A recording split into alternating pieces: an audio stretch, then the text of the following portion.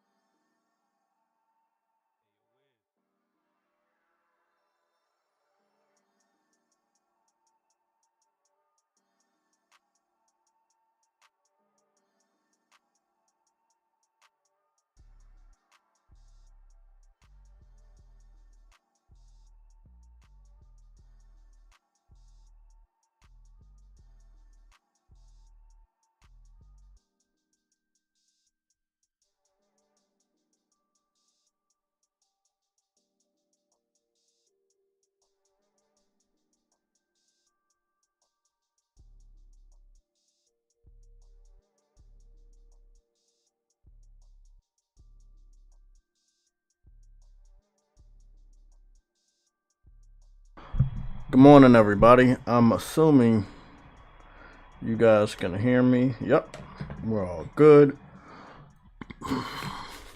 Let me give a shout out to the chat for bearing with my lateness all the time, man. After I do a workout like that, it's like shit drains my energy. So I'm still productive. I'm still posting links and shit like that. But God, it just takes it out of you. So. No breakfast this morning. I already ate, so that's a good thing. I'm gonna start eating before the workout. That on the days where I have these short workouts that Ashley has been so awesome and setting up for me. These smaller workouts during the days I go live. After Hey, I can go straight into the show. What's going on, True Woody? hey, can you hear me today? Yeah, I can hear you. Okay, as long as you can hear me clear, that's fine. Okay, let me give a shout out to the mods real quick. Ice Queen Gaming, MG Warrior, uh, TYHD. There's some people that are not mods, but you guys are always here. So I kind of Yeah. consider you guys, like mods. Craig the Tech Guy is up in the building. Mr. Mass Producer's here uh, with a new profile picture. Uh, Always Mad Gaming here. Jeff B Gaming is also here. Lorenzo is also here. Again, not everybody I'm shouting out at mods. It's just, let me give a shout out to everybody that I know. Now, I don't know how to say your name. Aham Susanto, the one that said Forza Motorsport 8 is dead as fuck with the 3 poop emojis. I already gave a shout out to Nick. Mike Johnson is here. Mr. Mass Produce, remember, you were supposed to get a logo for me. You still need to get in contact. So it's still open whenever you got free time, because we got to talk over what the logo is gonna be, what the colors are gonna be. If you need an intro or any of that type of stuff, we'll talk about that. Tards, Gregory is in the building. Cooper Clips is in the building. Always good to see my boy Cooper Clips. And I've saw a couple of you guys started following me on Instagram, so thank you for that. Makes it feel like we get to know each other a little bit better, so that's cool. All my information is in all my links that are set up underneath the live streams or underneath the videos. Also on my YouTube channel, and we do have a new this channel has a new profile banner. We will go over. I thought it was appropriate to get one made short notice, but I thought that it was good to get one made. Had to alter it multiple times, so I wanted to make it perfect. I think it lets people know what this channel is all about. So let's get started. True Witty, welcome. So Everybody else, welcome. So, we have more than just Gran Turismo and Horizon to talk about. Okay? There's yes, we do. way more than just those two. But I just want to say one thing. I cannot wait for the Gran Turismo 7 comparisons. I can't wait for Digital Foundry to compare those car models with ray tracing to Forza models with the ray tracing in Forza Vista mode. We can also confirm right now today that the ray tracing will be done in game. You will have ray tracing while you're Hey, hey, racing that's in the you game. know you know why that's funny? You know why that's funny? Because Xbox dudes were claiming that Sony can't do ray tracing in their shit, but What's funny is oh, that was always a lie. Because ever since the beginning of the generation, we had ray tracing in game. And that was with hmm Spider Man. Then the following year, we got it again when it came to Ratchet and Clank. Now, the following year, we getting it again with what is it? With Gran Turismo. So 3 years back to back to back to back, we've gotten ray tracing in exclusive games. So that was always a bullshit lie. We're still waiting for them to play catch up. You know, um, the king of racing games has always been Gran Turismo. If anybody says otherwise, they got a problem inside their head, and I can't help you. Forza was never the fucking king. You know, the journalists, the media, the Xbox fanboys, they hyped the game up, but in no way was it the king. The game didn't sell like a king. It reviewed good. Bias. Oh, it's fun. But as far as like real car enthusiasts, people that know about car and how it really is going to look and how it's going to react to weather and all of that shit, bro. That thing yesterday was a thing of beauty. Bro. Exactly. I came home. I put in an Ethernet cord to the PS5 so that I could watch it in the 2160 4K. I watched the whole 31 minutes. I was blown away. You know me, right? You know me. I like my arcade racers, right? And I have been picking up Gran Turismo games since PSP. So from the PSP Gran Turismo to 5 to Sport to now to 7, which I pick up at the end of the month. I pay off at the end of the month. Even though I don't like all the simulator shit because I'm about to start driving in real life, that I feel like this is a good. You know, I watched that what was it, that documentary of that guy that he was playing Gran Turismo like when he was younger, and then he ended up being a real race car driver based off of Gran Turismo. So Gran Turismo is more than just a game, man. It's way more than a game. And what they showed that they're going to do in a complete package, like they said, they made it pretty obvious that this is not shit happening later. It happens day one. What's up? They have drifting and what you call it. They got drifting and drag racing. Drag racing. Yeah, I saw that. I saw the drag racing, which is gonna be good for that community we just joined. That's not simulation, bro. That's arcade. Yeah, that's that. Yeah, the way that they have the drifting, which looks like it's more. Again, it's still realistic, but it's what me and you and other people that play Drive Club and MotorStorm and other more arcade friendly games. We wanted for a while in Gran Turismo, and it seemed like they listened. The drag racing is really good for multiplayer, online and couch co-op. So, you know, it seems like it's a lot, man. The whole aesthetics of it is beautiful. The visuals are beautiful. I love the cafe. You know how I love realistic, stuff like that. So, you know, seeing the coffee cups and all that. Outside of vehicles, you know, that they could render pretty much anything with this engine they have for Gran Turismo 7. And everything looks good. From the mall to the history museum. I was blown away by the whole just presentation of it. Somebody had said on Twitter before I watched it, it was just pure quality. Just pure grade A quality. You know, you don't get shit like that. What's going on, Verge Brizzle? Man, that blew my mind, man. That blew my fucking mind. I know a lot of people didn't catch it, but I did finally post part 1 of the Demon Souls invasions in 4K 60. Also that. That was cool. So if anybody wanted to check that out in 4K 60, at least I think about 5 invasions I stuck into this one, and I got 5 more. So I'll make a part 2 and probably a part 3, but we're gonna see how this one does, and then I'll put up part 2. Let's get started. What's going on? What's going on, fellas? You know what's going on. Don't ask that question. You know what's going on. That's a rhetorical question now, because I now know that you know what's going on. That game is so beautiful, man. I know, man. I know. Hey, that's the power of the cloud right there. That's cloud gaming. No, literally, that is literally cloud gaming because they. Oh yeah, with the cloud, bro. I feel like a lot of the stuff that Drive Club did, they were intimidated. You know, they were intimidated. We've been new. Me and True Witty and Adam and a few other people, we know the true story of Drive Club.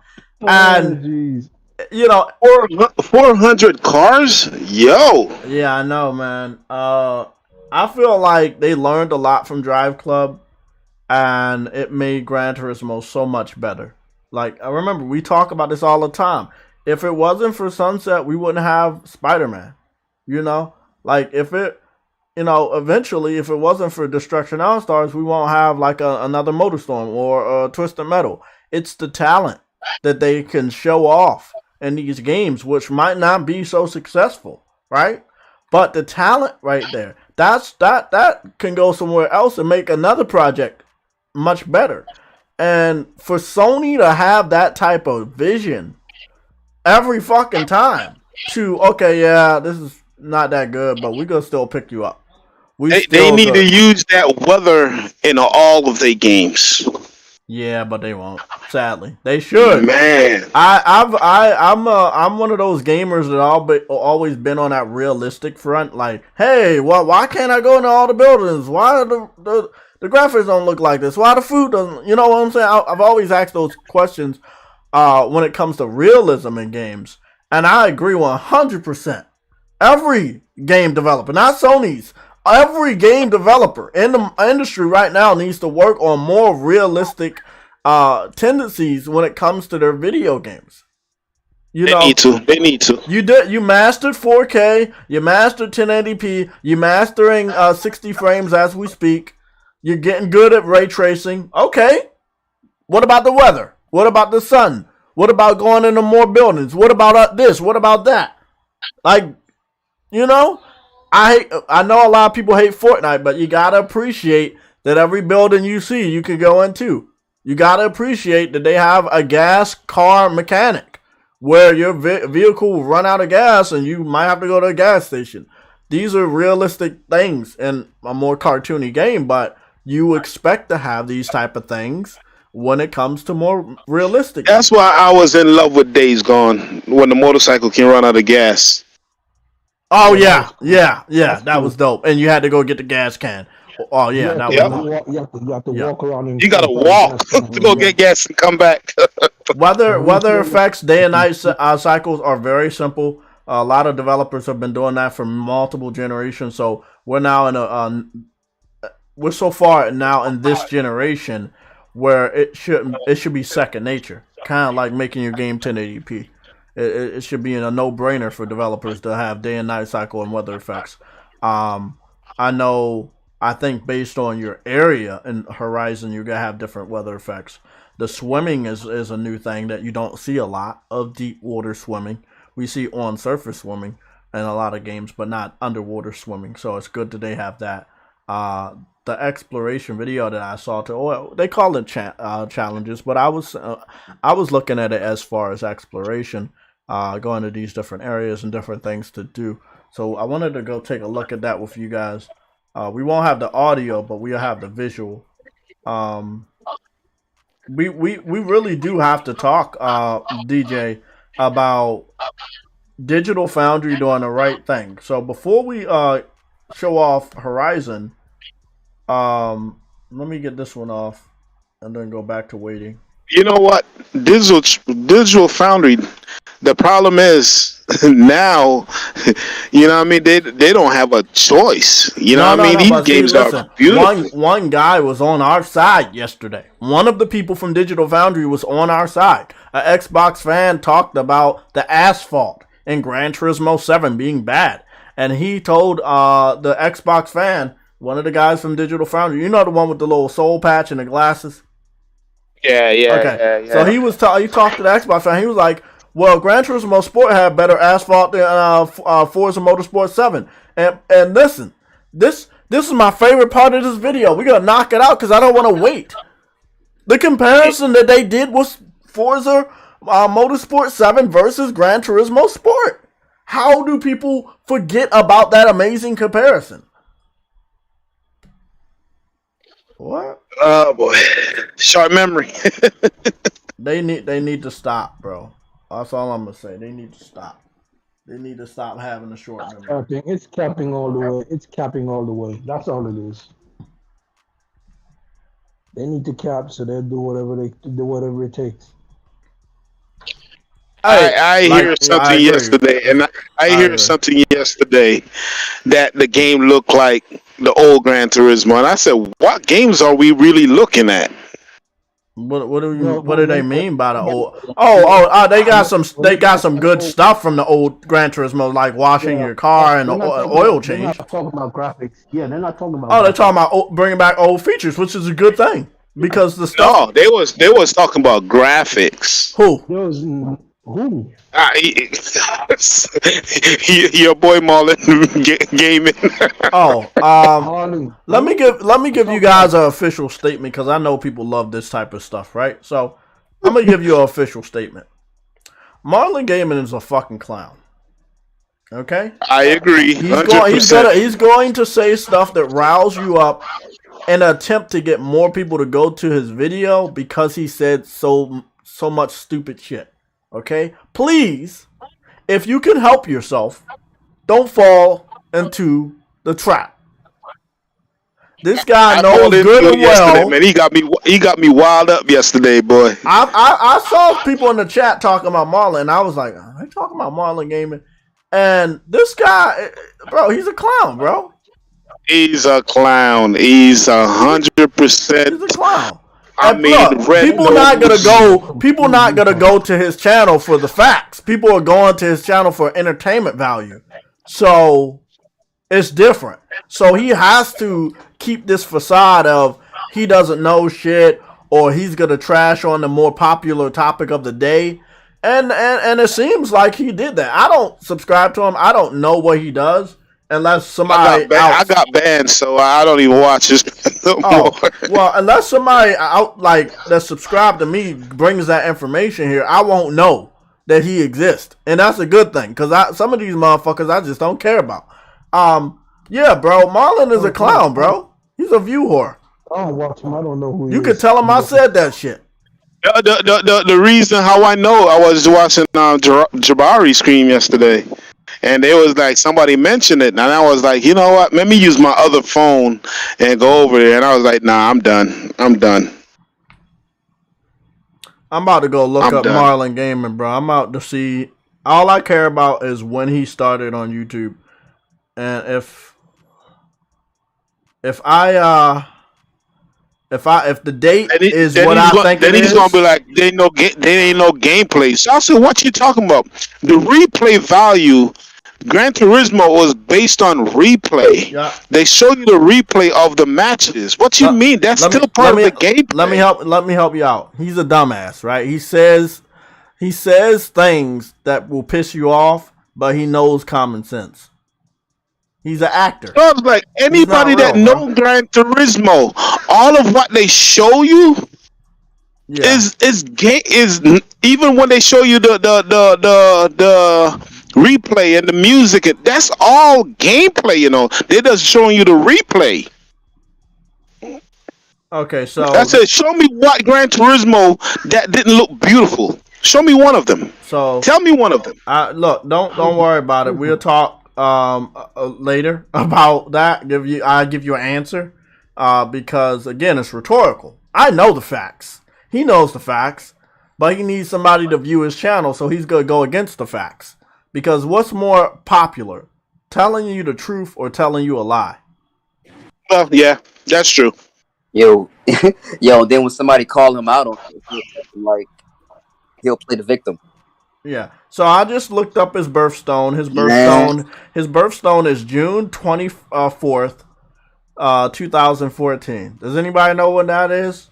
That's after E3 in 2014. The console generation for the PS4 started in 2013. So he had waited. He ain't got no issue with PlayStation. Exactly. He had waited until after the winner was decided. And then he started to make YouTube videos. This dude is a clown. I called it before I even looked at his birthstone. He started around the same time I told other people fucking started. Look, bro. Nigga, if you gave a fuck about PlayStation, you would have been on YouTube when YouTube was YouTube. Yeah. Why the fuck did you start YouTube like fucking a generation after the consoles that were available to start it, man? Like, it don't make sense. What happened to the PS3 and 360? Everybody act like that generation didn't exist. YouTube existed during that whole generation. Yeah. Okay, he's a fraud. Fuck that shit. Let's move on, man. Yeah. Let's move on. Yeah. What are we about? We was about to go look up the Digital Foundry comparison for Gran Turismo Sport versus what's that? It's one of the most beautiful ones, but nobody talks about it. The reason why I'm talking about it today is because because yesterday I think it was not John Litterman. I think that's his name. I don't know. Here it is right here. Gran Turismo Sport versus Forza Motorsport 7. This one, sitting at 1.5 million views 4 years ago. This one lit the whole console war on fire. Because Xbox fans swore to God that Gran Turismo Sport wasn't a full Gran Turismo game. Okay. They swore to God that Forza Motorsport 7 had better graphics. Okay. To this very day, Gran Turismo Sport still beats the shit out of current Forza games, including Forza Horizon 5. So, oh my God, I can't wait for those comparisons. I've talked to True Witty about this. I've talked to other people. Some people were telling me, nah, they're not going to do it. They're not. Yes, you can. Both games have vehicles. You can. You can do it. Okay? You can fucking do it. Like, Digital Foundry also did what is it? Gran Turismo Sport versus Gran Turismo 6. Like, they've done a lot of comparisons, and even if they don't do the comparisons, you can depend on someone else to do so. Right here, Moto Games TV did a comparison between Drive Club, Forza Horizon 4, Gran Turismo Sport, and the Crew 2, using vehicles that are found in all of the games. So, if Digital Foundry doesn't want to do what Digital Foundry normally does, that's cool. Someone else will do it. And I can't fucking wait. Look at that right there. This is Fast Lane Gaming. 2 years ago, they did Forza Horizon 5 versus Gran Turismo Sport versus Forza 7.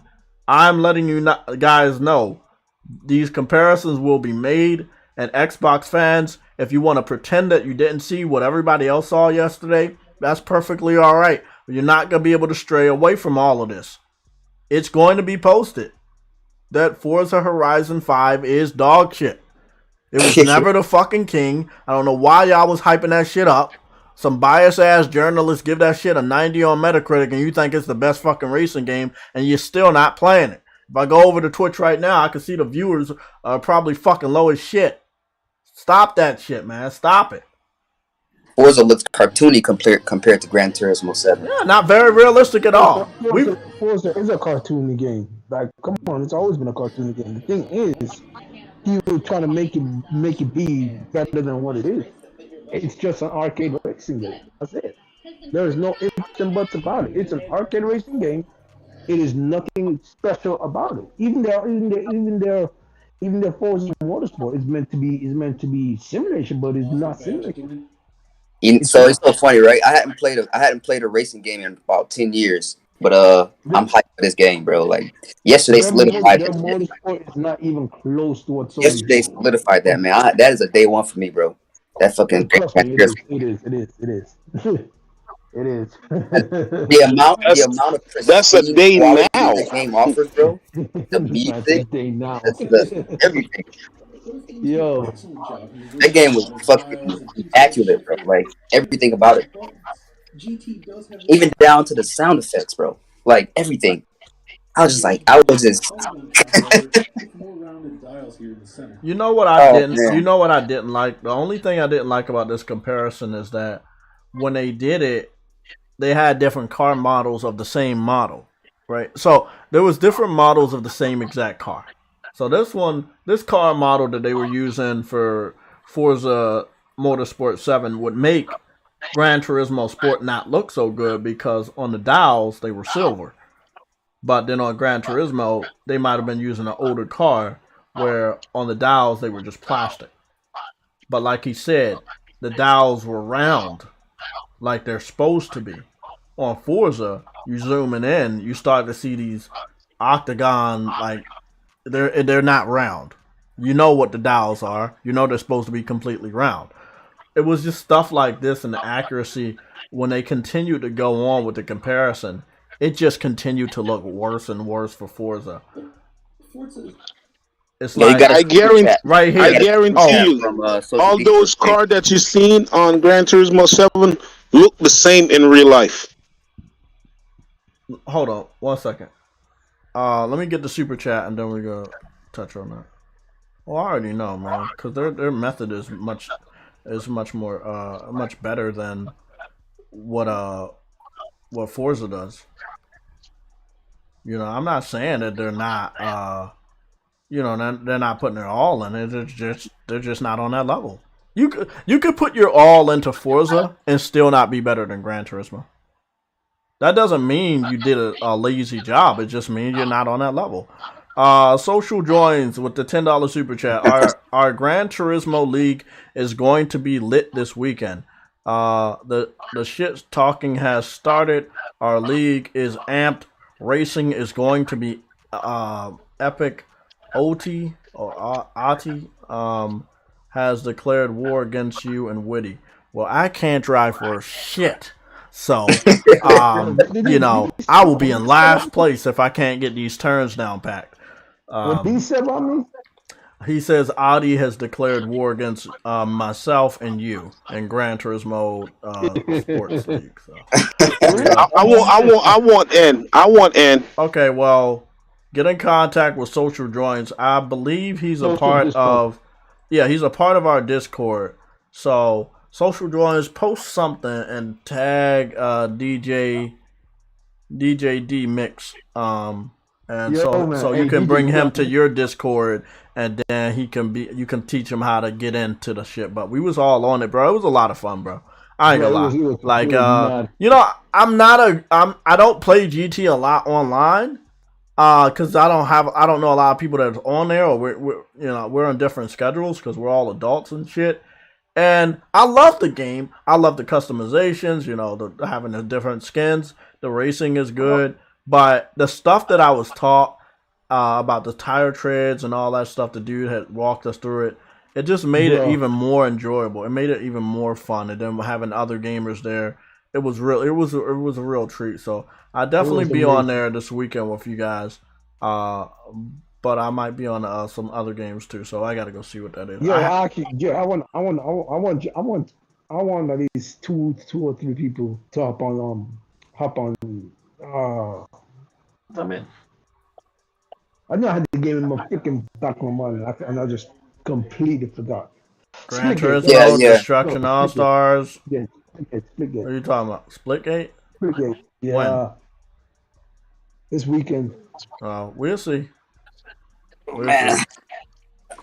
To be honest, I probably won't even be. I gotta see if I'm in the mood, cause you know, I'm doing all this other stuff, so I'm gonna see what I'm in the mood for this weekend. I haven't been in the mood to be playing a lot of games because all this other stuff I'm dealing with. So, that's fine. Plus, I am desperately trying to avoid that game until the developer can give us a proper next gen upgrade. Because it was something that was promised last year and they didn't give it to us yet. They need a PS5 upgrade. Yes. So again, Social Joins, thank you for that super chat. We are definitely getting a lot more people. I saw Wally Wally Gaming is in there. So yeah, Wally Gaming just joined the little thing. So we'll see how that goes. But yeah, going farther into, we're not gonna go over the whole video, but we're just gonna go through the video enough for you guys to see that an older game versus a newer Forza produced the same fucking outcome. And the outcome was, it was just more realistic on Gran Turismo's side.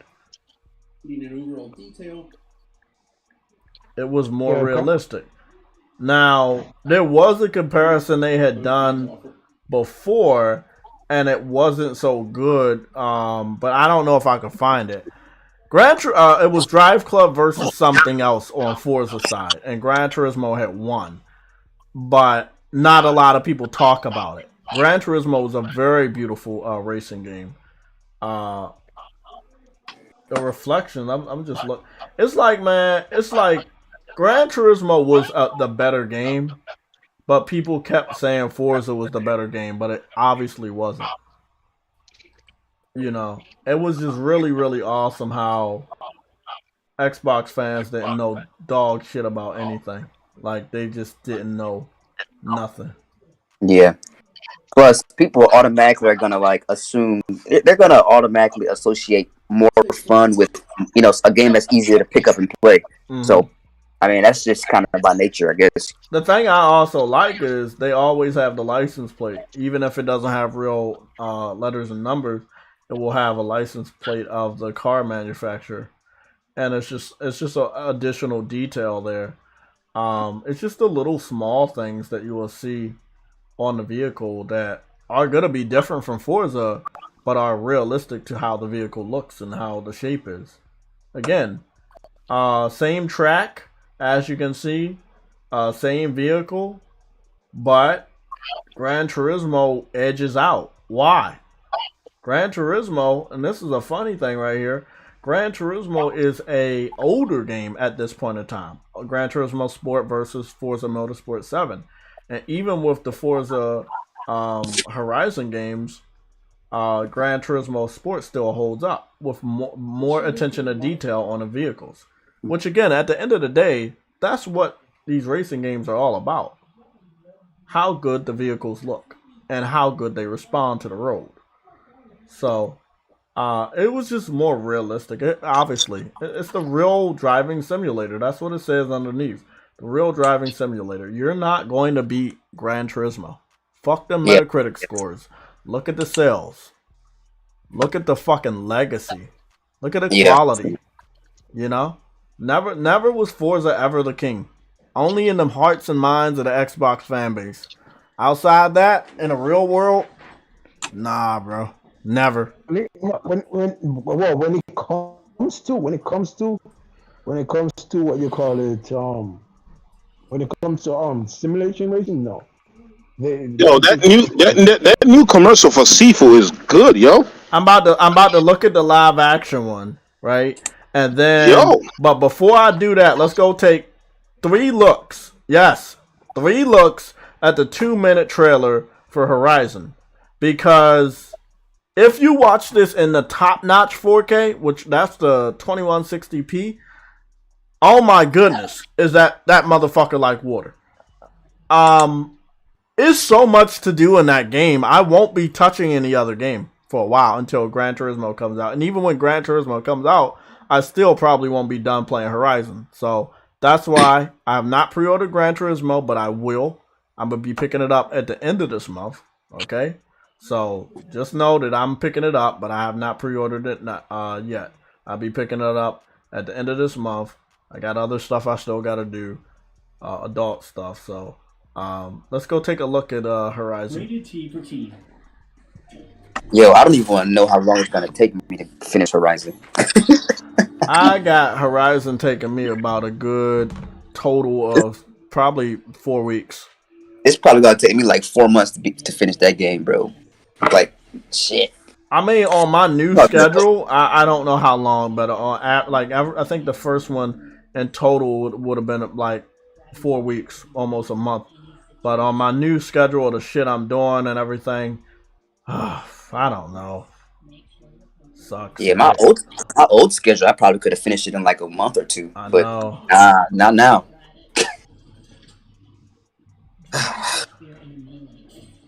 I'm doing homework as we speak. It's just so much you can do on this game.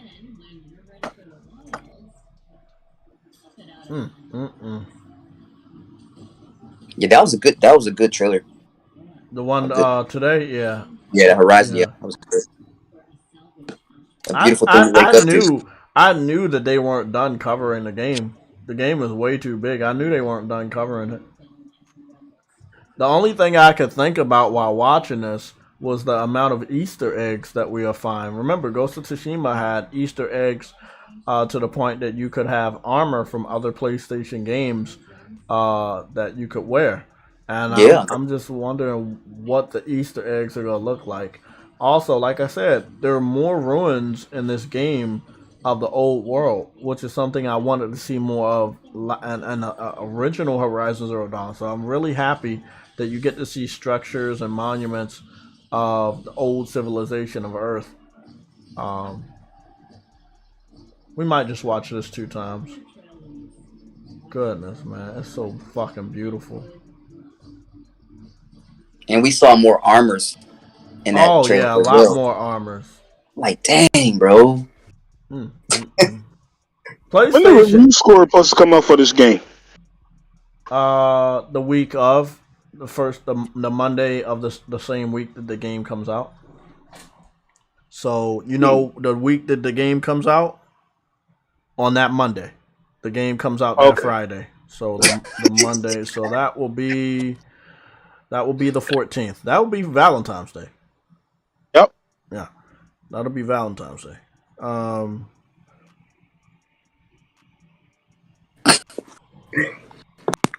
finally went ahead and picked up Horizon this morning, and Sifu. Oh, Forbidden West.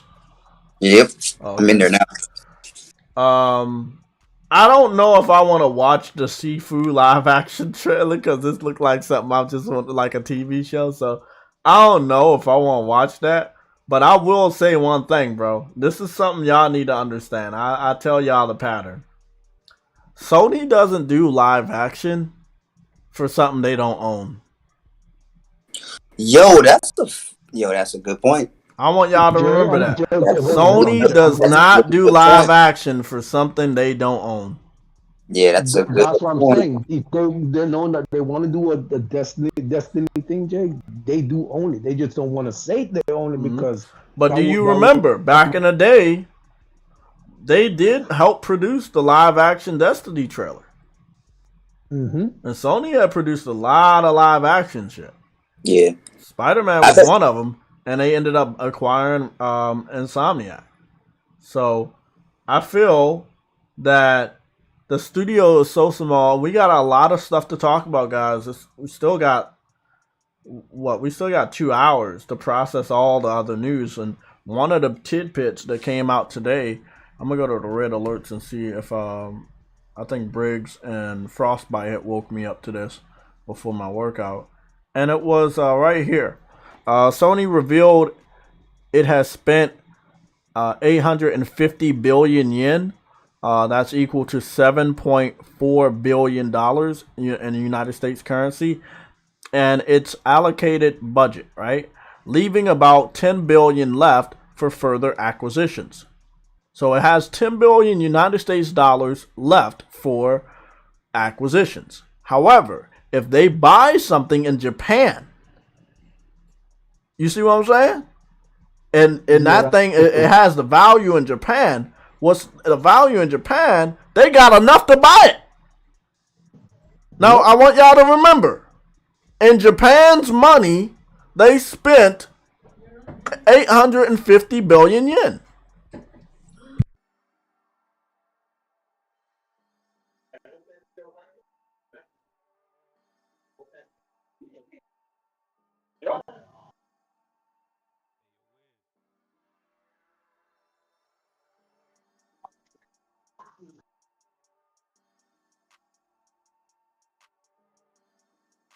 Jay fall asleep?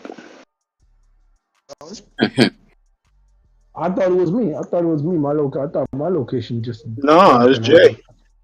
Oh.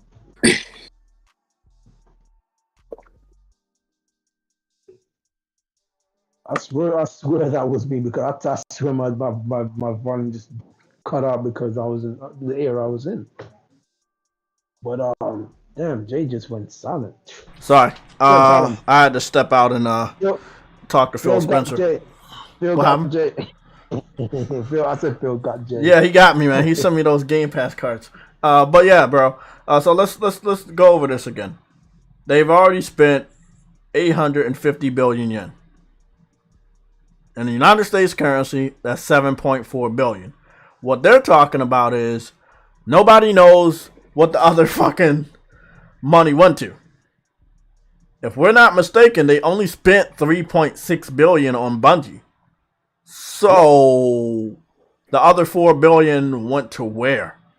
Now, people are saying that they could have went to some partnerships, i.e. some acquisitions. I'm gonna let y'all know something. There could be 4 small studios that they could pay $1 billion each for. $1 billion? Yes, okay. There could be 4 small studios that they could pay $1 billion each for. That said, 4 studios. Sony is spending their money way wiser than Microsoft. Remember, they paid $3.6 billion for Bungie. But as far as what it's saying right here in the financials, they've already spent $7.4 billion in United States money. Okay, well, we know that 3.6 went to Bungie, but where the other $4 billion went? And then what they're saying is they still have $10 billion left for acquisitions. In total, that's $17 billion for acquisitions. If you're smart and you have relationships and you own a lot of IPs, or you know a lot of people want to work with you anyway, you can have people come down off the price that you would need to pay them to be acquired. Or you could pay them and they could have some independent status until, you have more money that you want to like fully let them know, hey, you're not putting shit nowhere else. We got you. Everything you got you. But right now with Bungie, they own Bungie. Let me just tell y'all that. They own Bungie. But Bungie's going to be making their own, they're still making their own money. They're still making their own games. Those games are going to be on PlayStation, all of them. But all the money that Bungie is making now is part of Sony's money. Sony owns Bungie outright. If you talk to any Xbox fan and they're like, oh, they don't own them because they're independent. Let me preach to you motherfuckers right now. Let me preach to you. The same shit just happened with Bethesda last year, right? Microsoft picked up Bethesda, and what did they say? We gotta let them stay independent. That's what they said. And what the PlayStation fans think, they're like, oh, okay, well, we're still gonna get Elder Scrolls, we're still gonna get Fallout. Okay, they said that we're gonna still get the annual games. Okay. Couple months later, right? Some stuff started coming out in an interview. The following year, after the acquisition is finalized, they have some sort of live stream event where they kind of allude to, well, shit isn't gonna be going everywhere. And then a month after that, I believe, or a month or two after that little roundtable live stream, Phil Spencer came out and said, well, Elder Scrolls 6 is gonna only be on Xbox and PC. And all of this and all of that and all of this is gonna be only on Xbox and PC. Now remember, they said that they were independent. They said they weren't going to mess with them. They weren't going to make them do anything. On top of all of that, they told them to put all their games in the Game Pass. So don't ever say that this is different. It's the same fucking thing. You pick up a studio or publisher, right? In Sony's case, Bungie is a publisher. You pick up Bungie, you tell everybody, hey, don't worry about it. They're still going to put games on your platform. They're still independent. Microsoft, don't worry about it. We picked up Bethesda. They're still going to commit to their promises, blah, blah, blah. We're going to still do this. We're not going to mess with them. Year later, all their games going to Game Pass. This game is only going to be on Xbox and PC. Oh, this game also going to be only on Xbox and PC. If you think Sony won't pull the trigger, every Xbox fan is sadly mistaken. Keep Destiny 2 and Part 3. Sony's making money off of you and everybody else. But that exclusive shit that's about to happen, those new IPs, I don't know about that. Look at how Microsoft pulled the trigger. We're not getting Redfall. We're not getting Starfield. Not on PlayStation. So whatever Bungie is working on, and if Sony commissions them to work with another PlayStation studio to create an IP that's already existing or a new IP, best believe that won't go anywhere else but PlayStation. Possibly PC down the road. So I was laughing at Xbox fans that said that Sony can't make Bungie keep games exclusive when everybody on this side was saying the same thing about Bethesda. And then Microsoft pulled the switch, and they were like, okay, well, Elder Scrolls not going over, Starfield not going over. The only thing I see staying multi-platform is Destiny. Yeah, exactly. See, listen, Microsoft pulled the switch a lot worse, and a lot of people don't acknowledge it. We had thought that games that normally always come out, they were going to stay multi-plat. But they were like, nah, only the ones that are live service and online only based, they're going to stay multi-plat. And what does that mean? Elder Scrolls Online, Call of Duty Warzone. Because see, Elder Scrolls 6, which has the same name as Elder Scrolls Online, they pulled the string. And they're like, no, this is not going to PlayStation. So yeah, after the deals are done with Call of Duty, they pulled a string. They were like, no, next real Call of Duty game, not going to PlayStation. And Sony can do the same thing. If they want, they can say, well, Destiny 3, not going to Xbox. They only really made a commitment for Destiny 2. They did not acknowledge or confirm that Destiny 3 is in the works. And they did not acknowledge that said Destiny 3, that they didn't acknowledge that was in the works, would ever go to other platforms. All they said was we were going to keep our commitment to Destiny 2 fans, right? Doesn't that sound familiar? Microsoft just said we're going to keep the commitment to PlayStation with the existing deals. There you go, man. But if you talk to an Xbox fan, they say it's not the same thing, bro. You talk to an Xbox fan, they think they're getting everything from Bungie. Mm-hmm. Anybody could pull the strings because they own them now. They own them. Sony owns Bungie. At any given time, they can say, hey, help us with this. Work on this with somebody else. Help us make this new IP. That game you're working on, we want first dibs on it. They own them. But they got to tell them no? Like, come on, man. I just wanted to get that out. Because I've been seeing it on Twitter a lot over the last week. And I think it's fucking silly. You're trying to say it's not the same situation when it's the exact same situation.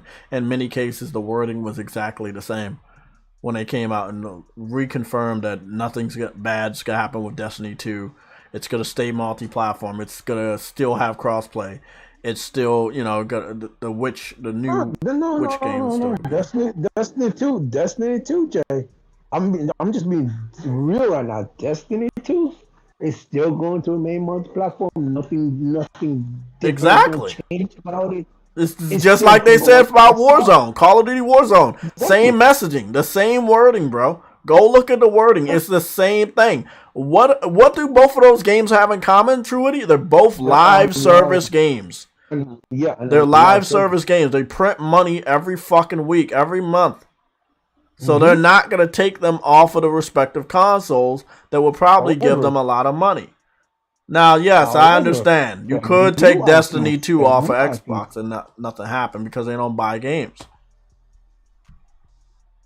But they do play Destiny.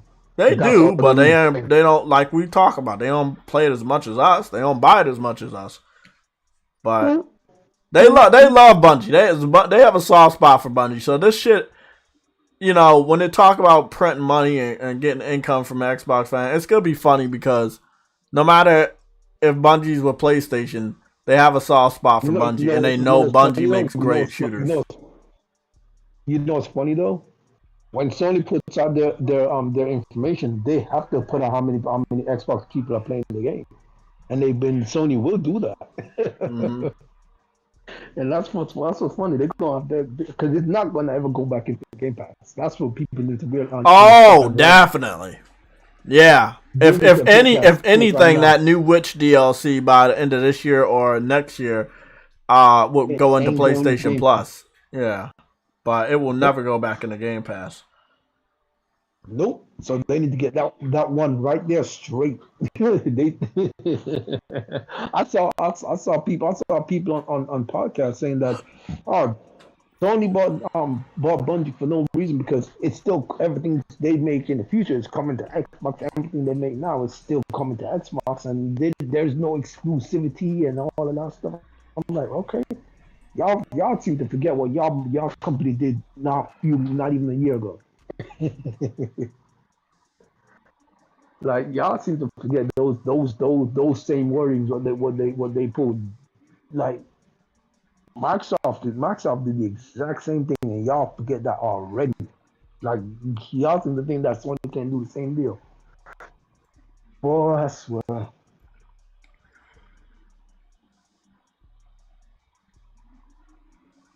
They're in for a rude awakening though. Yeah. I can't wait for the fallout. No pun intended. No pun intended, bro. I can't wait to see the fallout because they're gonna realize when Destiny's new game, I mean Bungie's new game come is showing off, and you hear PlayStation exclusive, PlayStation exclusive. You be like, wait, I thought y'all said that it will come to everything. Hey man, once that pen is finalized and that ink is done and that ink is dry, whoo, boy. Oh, So hell going so on. let's dive back into the 8:44 a.m. Frostbite / Red Alert, where we got details on the money Sony had to spend in total, which we add 7.4 billion to 10 billion. That's 17 billion in total. It might not look like a lot compared to how much Microsoft spent for Bethesda and spent on somebody like Activision, but Sony's smarter. And what I told people on Twitter about relationships, those are key. Because if you have relationships, you get benefits. And those benefits could come in the form of a discount. So Microsoft would have tried to pay over 10 billion for Bungie, but Sony was able to get them at a cheap 3.6 billion. You see what I'm saying? Everybody looking at that deal like, what? They were that cheap? Well, for Sony, they were. This is the same thing that happened with Discord. Microsoft wanted to buy them. Discord wanted a partnership. And why did they partner with Sony? Well, because they're more PlayStation gamers than Xbox gamers. And that benefits them more. Microsoft would have acquired them, but it would have never benefited them. It would have stopped them from working with PlayStation. That would have been the end goal. And then they would have been cut off from a shitload of gamers. Same thing would have happened with Bungie. Microsoft would have picked up Bungie and put all the Destiny content into Game Pass. What would have that done? That would have cut their fucking revenue off, at least from the Xbox community. It would have put a sour taste in the PlayStation fans' mouth, and maybe they don't want to support the game anymore because the other side is getting it for free. So, they spent 7.4 billion, but 4 billion of the 7.4 billion, we don't know where it went. And then they still have 10 billion left. The other the other 4 billion is at Square Enix headquarters. I want to agree, but I don't know the facts at this specific time. So I'm going to use Google to get the price on Square Enix so we can make an assessment on if that would be true. Because I would think that Square Enix may be above 4 billion. So one second, let me mute my mic and talk to Google real quick. I'll be right back.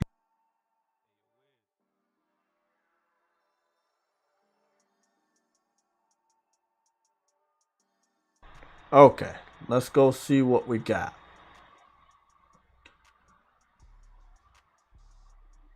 Uh-huh. Mm-hmm. Uh-huh. Okay. Uh-huh.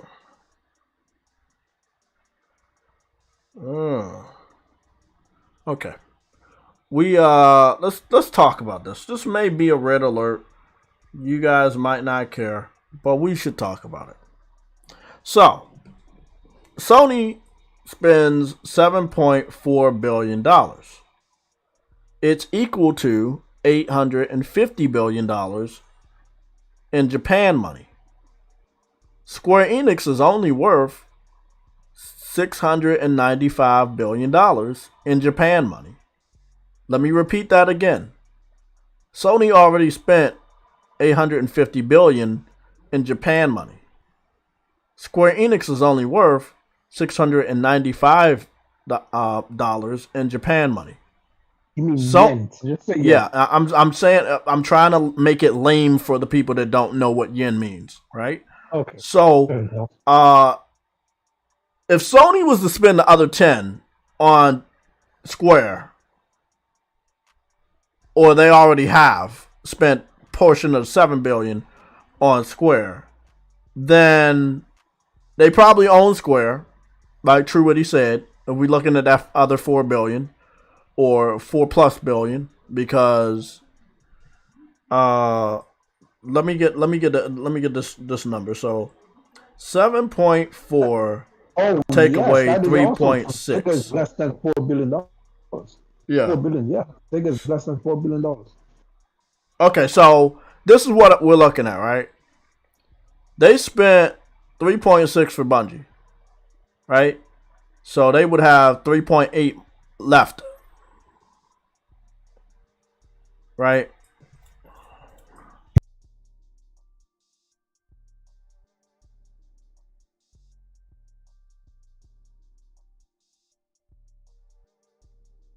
Okay, so they would have like $436 billion in yen, right?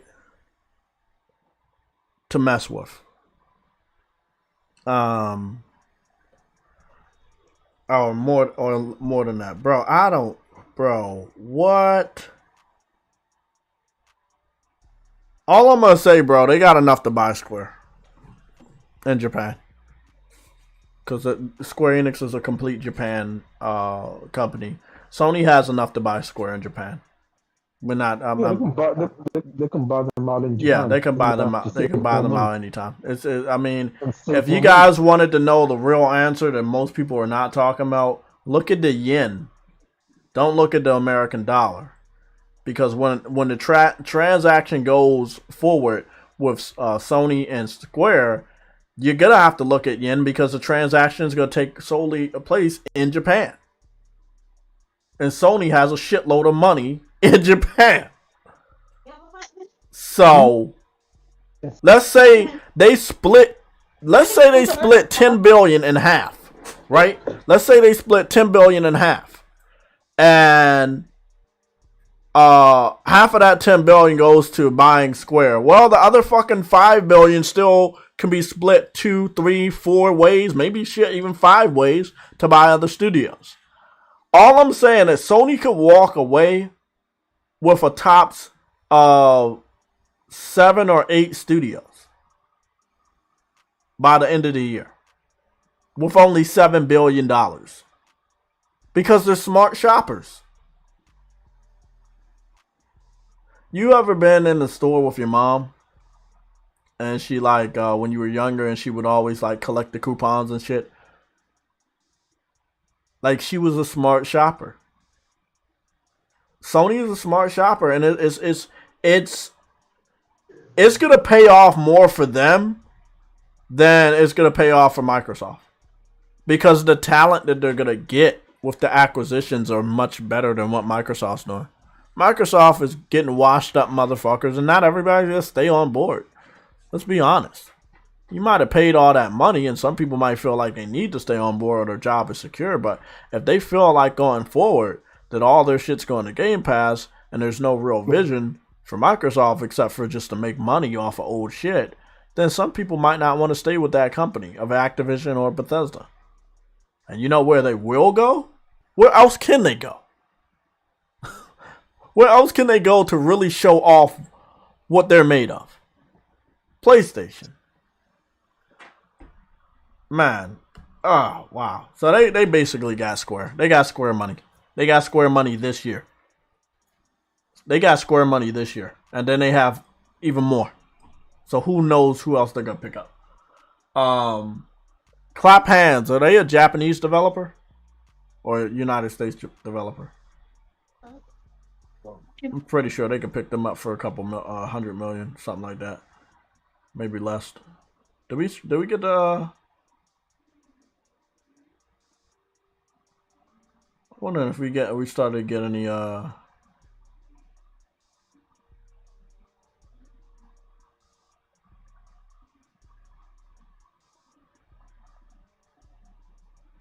Oh wow.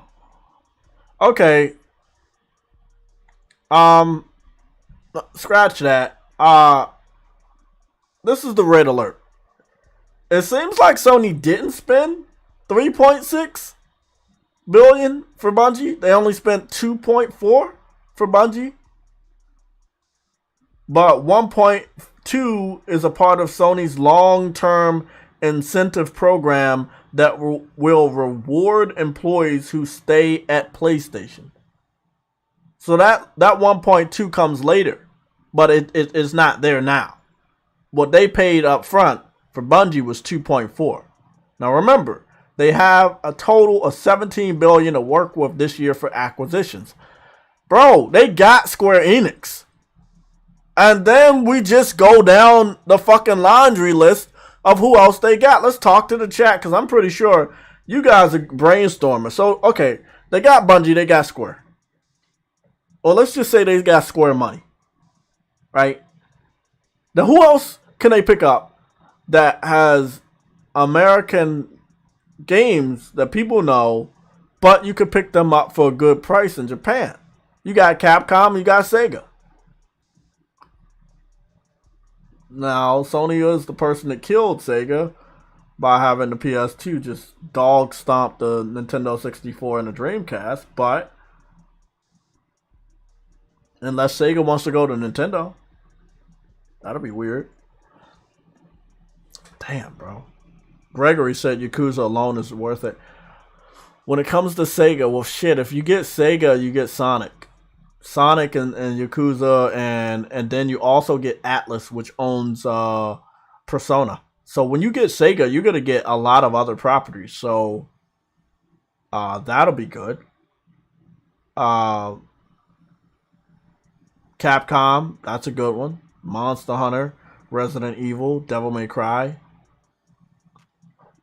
Namco Bandai is a really good one. Lots of Japanese RPGs. They're the publisher of most of the Souls games. Elden Ring, Dark Souls. Shit.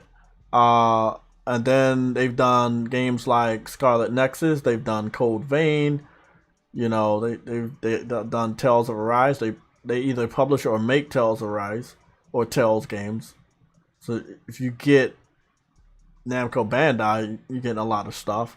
I feel like instead of, you know, like acquisitions, of straight out acquisitions, behind the scenes or maybe in front of the public, they can announce these type of majority stake announcements where they invest so much in Namco Bandai, Sega, and Square Enix that, and Capcom, that they have so much leverage. They own so much of a portion of these companies that they're still getting what they want. And then later on, things come full circle and they're finalized. But I do believe anything is possible. But I will say right now, it looks like they got enough money to get Square right now. They got enough money to probably get Capcom right now. Or if they want to just get Bungie and Square, they can pick up a shitload of smaller studios that they work with, like Clap Hands that's doing Sifu, Ember Labs that did Kenna, and just some other ones just for dirt cheap. And then if they look at the books and they still have billions of dollars left, they can go get somebody else from Japan, like for a discounted price because, you know, you're the hero of that country, so to speak. I feel like Sony just, man, bro, the way that they doing their shit, bro. Like, Microsoft wanted to pick up Bungie, and you know they would have paid over. They would have paid like $10 billion, bro. Sony getting them for $2.4 billion. The additional 1.4 is just to keep the talent there. It's promised but not paid yet. Bro. Wow, bro. Wow. Exactly. Ghosta said it. Microsoft can't handle or manage these companies. They won't help them grow either.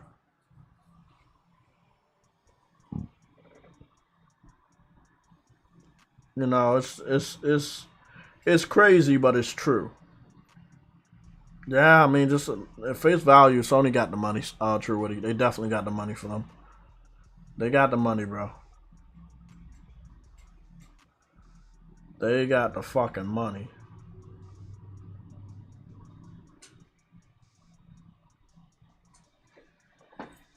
Damn.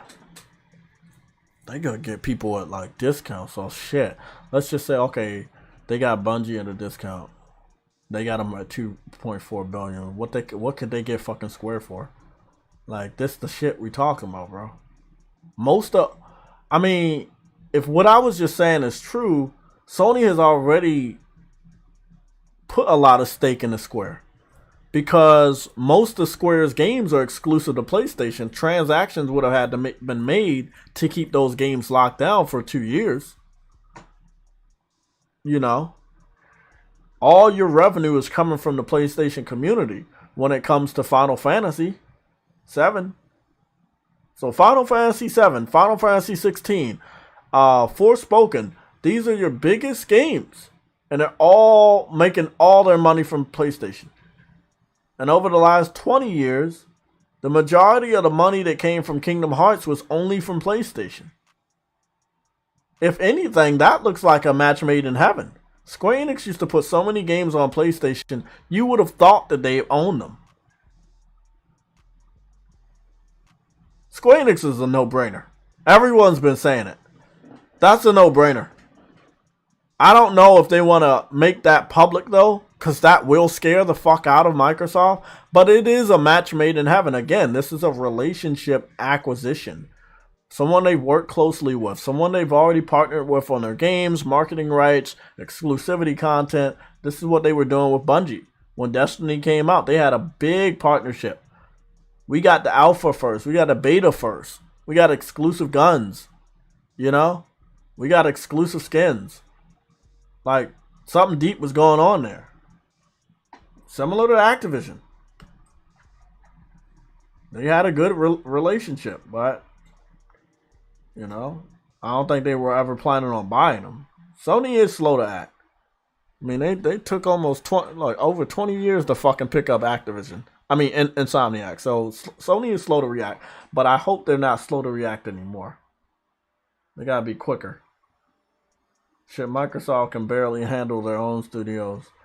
They need to make it true and not just own them. I agree, man. I agree. O.C. Reed.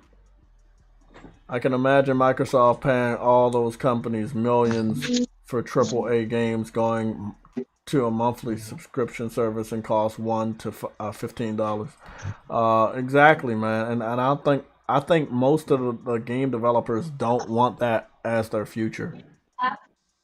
You know, people like the classic way of just buying games, and the developers like when we buy these games. They don't want them in a subscription service, and then the value is decreased already, man. How excited do you get about going to Netflix to watch something old? You don't get that excited. You get excited about the new content Netflix has, but shit, after you binge watch it, you fucking done. You didn't pay a dime. And Netflix has hundreds of movies, maybe even thousands. And if you really think about it, you know you're getting over.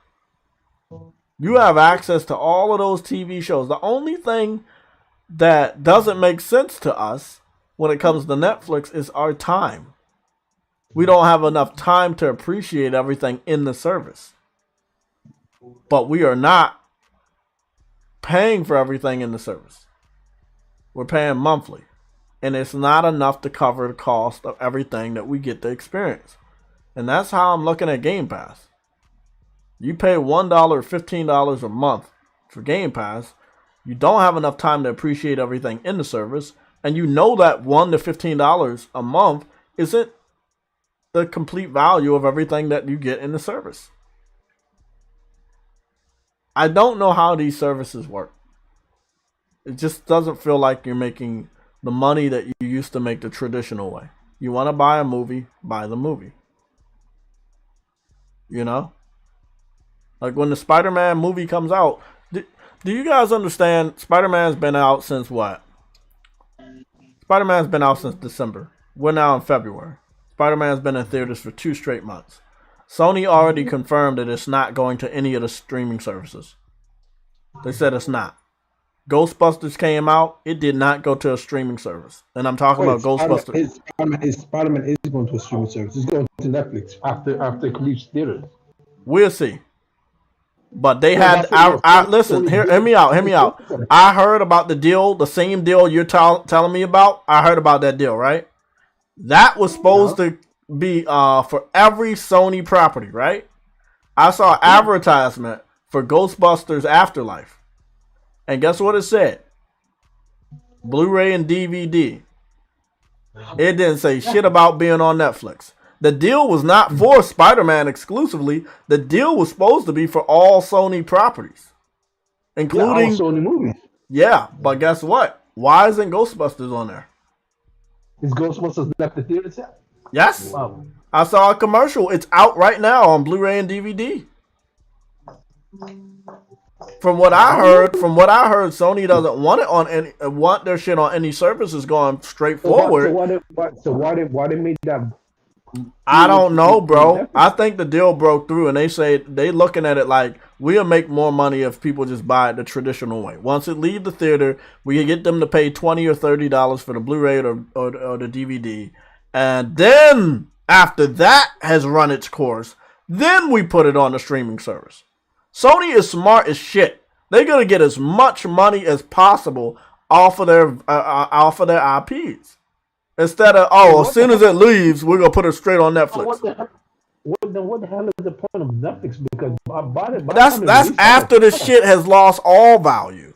After people have already purchased the shit out of it on Blu-ray and DVD. Obviously, after it's left the movie theater, then when it's an afterthought, then we put it on there. I'm already have it. I mean, that's the whole point. That's what this is the same dumb shit I don't agree with it. But in some ways I understand. I don't agree with it, but I do understand. They did the same thing with PlayStation exclusives. They were like, okay, we're going to put them on PC after we put it on PlayStation, after the game has dropped to like $10, after it's a part of PlayStation Plus collection, then, and only then, we'll put that shit on PC. After it has next to no value, and we will put it on PC for $50 fucking. Didn't they just do that with Uncharted? Yep. Uncharted is 6 years old. The game had went all the way down to $10. Then they put it on the PlayStation Plus collection. Then they released it with a discount for us for $10 for an upgrade. And now, later on this year, they're going to put it on PC for $50 tops. It's a smart strategy if you look at it. I don't agree with them putting exclusives on PC, but I understand them making money after it's already left, the orbit. Like, people forget about it. People not talking about it as much. It's not always going to make the money, especially with the PC crowd. They can pirate that shit. But if you see what I'm talking about with the movies, because if we really want to be honest, what I want to do, if you don't mind, guys, before we dive into some of the other stuff, I want to go test out what Truewitty said, because I'm pretty sure the deal hasn't been finalized. There's always a difference, Truewitty, between an announcement and a finalization. That's when they finalized shit, like what happened with Bethesda. They had announced it a year before, and then the following year they confirmed it. And then what happened? They were like, right then and there, all the games go into Game Pass. That's when it was finalized. They didn't finalize it the year of the announcement, because the year of the announcement they didn't put a single game in Game Pass. Only the year after the finalization they put the shit in the Game Pass. No, I think they put that. I think after they announced that they're buying the publisher. They after about 6 months after they put games in Game Pass. But Yeah, that's what I'm saying. You have to wait Yeah. until more of the money is transferred and is finalized. But I'm gonna head on to Netflix real quick. Again, I hope Netflix doesn't copyright me. I hope nobody copyrights me. Actually, I'm gonna save my own ass. I do want to ask you. I do want to tweet you on that. Actually, Okay. I'm streaming. I was streaming Final Fantasy X, but every single time I stream that shit, I get a copyright claim. Like, what would that do to my account? If it's a claim, it's no problem. If it's a strike, that's a problem. A claim means they're just gonna put advertisements on your video and they'll make money off your videos. I don't make money. I don't make money off YouTube anyways. I don't even have 1,000 subs. That's all right. They don't care. It's their content, and if they feel that they can make a little bit of money, that's what they do. So, True Witty, I'm currently over here on Netflix. I searched The Real Ghostbusters. I've also searched Ghostbusters 2, and there is nothing here at all for Ghostbusters. If the deal that you were talking about was true, we would have saw Spider-Man shit over here. We gotta go look for Spider-Man stuff. I don't think the deal is finalized. Maybe just hasn't gone. We do have Spider-Man stuff. We do have Spider-Man stuff. We have Lego Spider-Man. So maybe just hasn't fully gone through. I don't think it's gone through yet. Why would if the deal was that big, bro? They would have just told us now. They were like, "Hey, when Spider-Man leaves the theater, it's going straight to Netflix." They have not said anything. Spider-Man is on his way out the theaters. The one thing that I do know, Ghostbusters Afterlife did confirm on the advertisement I saw yesterday, it has over an hour of deleted scenes. And Spider-Man is confirmed to almost have over an hour of deleted scenes.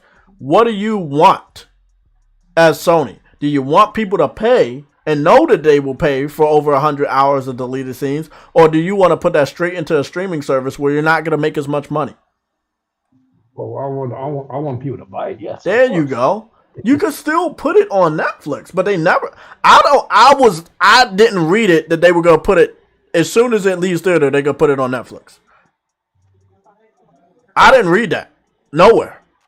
That would have been big news. I heard that the shit was gonna go to Netflix, but it didn't say it was gonna go to Netflix right after. Does anybody know any other Sony properties, movies that we can look up? But it doesn't look like shit is over here, bro. And it looked like people have been searching for Spider-Man stuff. Look and see if they actually put any of the Men in Black on Netflix. Oh, okay. That's a good one. I saw that on TV the other day.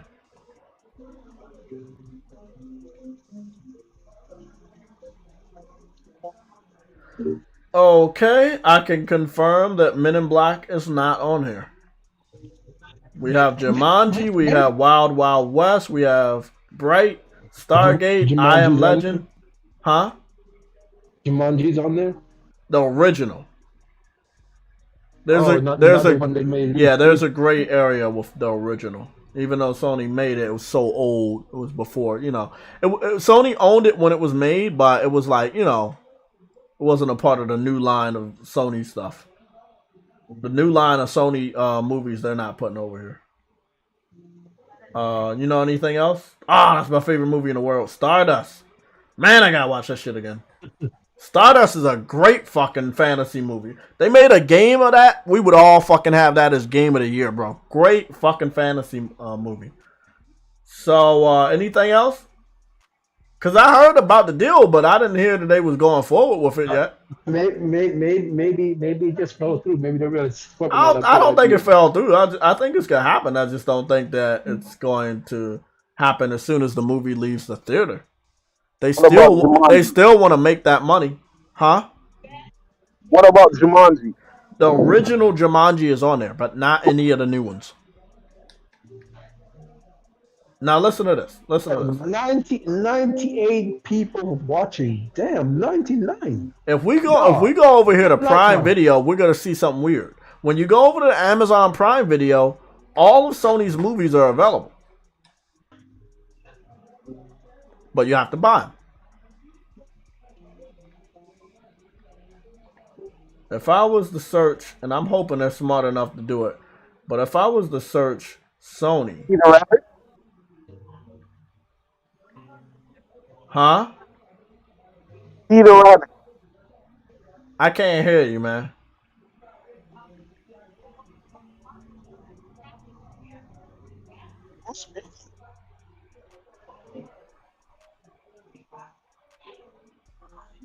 I was saying Peter Rabbit.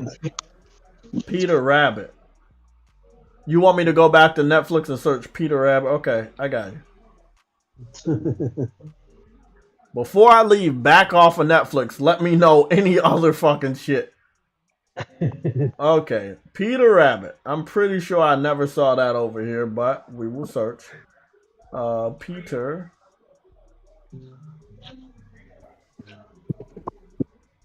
Okay, so we got Peter Rabbit 2. Yeah, Peter Rabbit by Sony. This is a 2021 movie. Yup, this one's over there. They got some stuff, not every stuff. The bad shit. Peter Rabbit 2 is not like their top tier shit. It's new though. It's definitely new, but it was not top tier. Yeah, so Sony giving them low tier. yeah, they're like, yeah, you can take this shit. Anything else? Anything else they made? Anything else? In the chat, anything else Sony made that we should search on Netflix? Peter Rabbit, we can excuse that because it was like that. I think they lost money on that. I think they paid Netflix to take that. You know. They take that L. Yeah. Nobody? Nothing else?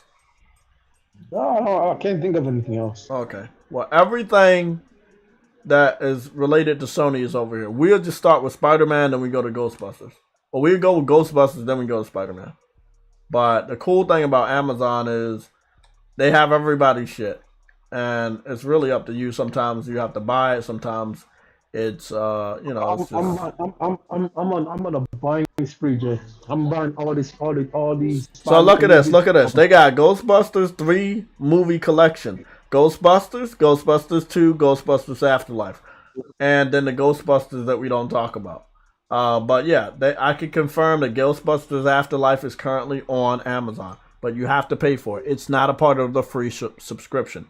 If Netflix ever incorporated the type of thing that they're doing on Amazon, where okay, you can have our content, but it's not a part of your subscription, so that customers gonna have to pay extra to see our content, then and only then it would, like, Sony would allow it. But Sony's not gonna put their content into Netflix and not make additional money on what they know it's worth. You see what I'm saying? They know this movie is worth more than just being free. So, smart. It's smart. Look, they got Venom over here. They got Venom Let There Be Carnage. Venom Let There Be Carnage is already over here. But they're charging people for it. It's not a part of the free portion of Amazon Prime. It would be stupid. It would be stupid to let it be there free. Y'all can hit that like button. Trust me, it will not bite you. So yeah, that's what we got. That's what we got over here. We got Spider-Man Far From Home is over here. You know, like everything is over here, bro. Spider-Man Homecoming is over here. You know, the Amazing Spider-Man, the Amazing Spider-Man 2, Spider-Man, Spider-Man 3, Spider-Man 2, Venom, Venom Let There Be Carnage, Avengers Endgame, Avengers Infinity War, The Incredible Hulk, Captain America Civil War, Iron Man, the original Avengers, Doctor Strange, Avengers Age of Ultron, Iron Man 2, Doctor Strange, Captain America the First Avengers, Black Panther, Shazam, which is not related to Marvel, but you know what I'm saying. You know, everything is over here. The Jumanji movie, The Next Level, that's over here. Jumanji, Welcome to the Jungle, that's over here. So all of Sony's movies are currently available in a streaming service already, and that streaming service is Amazon Prime. Why? Because you're going to have to pay for that shit. That's the difference. You're going to have to pay for it. So, very smart. They won't put it on Netflix anytime soon. Maybe they still want to get out of the deal with Amazon if there is a deal, or it's just not a deal and this is just how it is. You know, but I don't think Sony cares if their stuff is on somebody else's service as long as they're making money off of it. And some people want the content, but they don't want to pay extra for it. And I don't want to pay money. Yeah. But Sony probably would be like, well, after we made all the money we wanted to make, let's say off of the digital distribution of the movies, out of the physical distribution of the movies, and when nobody pretty much remembers this shit, then you can have it Netflix. That's how I'm seeing it. So, but yeah, I just want to get that out to you guys. The movies are on a streaming service. It's just not on Netflix. I know what they said, but it's not there yet. And they could be changing their course. Maybe Sony thinks about doing their own streaming service. You have to remember, Sony has produced a lot of stuff. You guys remember the Boondocks animation on Adult Swim? Sony produced that. You will be surprised what Sony has made. Like, they got a lot of fucking shit. It's not just Sony, it's Columbia Pictures that they own. And there's like 2 other studios. Sony Pictures, Sony TV. Like, they've done a lot, bro, when it comes to television and movies. They've done a lot. Hello. What's going on, Cyber Dragon? You gonna give us some wisdom? Yes. You remember a couple weeks ago when I was hopping your podcast and I told y'all about what Sony's doing in movies. They're trying to apply it in gaming because you brought some of that up just now. Yeah. But it's 4 tiers. You missed one tier. The tier 1 is movies revenue. Tier 2, selling the movie revenue. Tier 3, renting the movie. You rent from Redbox, you rent from GameFly, and then the 4th tier is streaming, which is the last, the end game. So, just like you said, they're applying the same thing with their PlayStation games. Fan base first, PC second, I guess Nintendo and not Microsoft is 3rd and 4th, as far as their games. And they feel as though they can do that because their games actually are kind of better than Microsoft games, which is why they're making this move to do that. I don't agree with it. You don't agree with it, but it is what it is. And, but then another thing is Sony has $44 billion in net cash. That net cash comes from all their businesses wrapped up into one. But they allocated $18 billion for the course of 3 years to be spent on acquisitions. Can't go higher than that. $18 billion is all they're allowed to spend, and that's it. But that $44 billion. Back on this again. I'm not back on nothing. You and DI, you're wrong. That $44 billion is net cash. That's liquid cash on hand that Sony earned from all its businesses. Out of that net cash, only $18 billion is when it's allocated for investments or acquisition. They can't go over that $18 billion, no matter what. So that's the budget they set.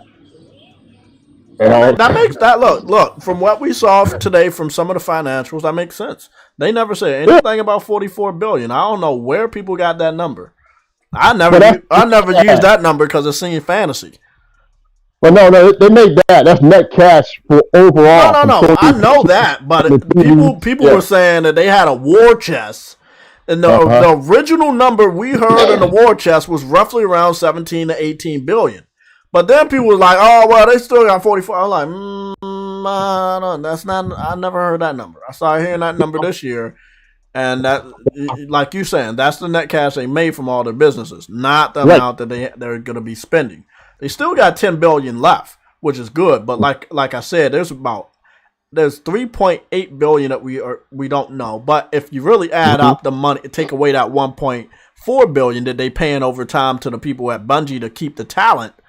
Yes. They basically have 4-point-something billion that they haven't. They spent, but we don't know where they spent, and then they have 10 billion left. So. Again, you remember last year we got the financials with a lot of visuals, and that's when they had basically snitched on themselves about Uncharted going to PC. We didn't get those visuals this year because I don't think they want to let us know what they're doing. But that stuff is in that type of format, but it hasn't been posted to the public yet. Actually, Sony's been a little slow with their financials. They're creeping out, but. They definitely doing a lot of stuff that they don't want not just the public to know, but the other people to know, like Microsoft and Nintendo. If I was Nintendo right now, though, I would probably try to grab up Sega or Capcom. Because once Sega and Capcom are gone, Sony will pull those strings. And I just see a reality where Nintendo is a small fry, which they are, but they're going to become more of a small fry that Sony can just pick them up. True. And there's nothing they can do because what? Sony already got everything. All the third-party developers that you were still cool with, mainly in Japan, Sony will own them.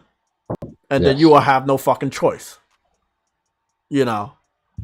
Because Nintendo out there in the sandbox. They're not taking life seriously at all. No. Yeah, they just sold 103 million Nintendo Switch consoles. Mm-hmm. But it still don't mean shit. You see what I'm saying? Yeah.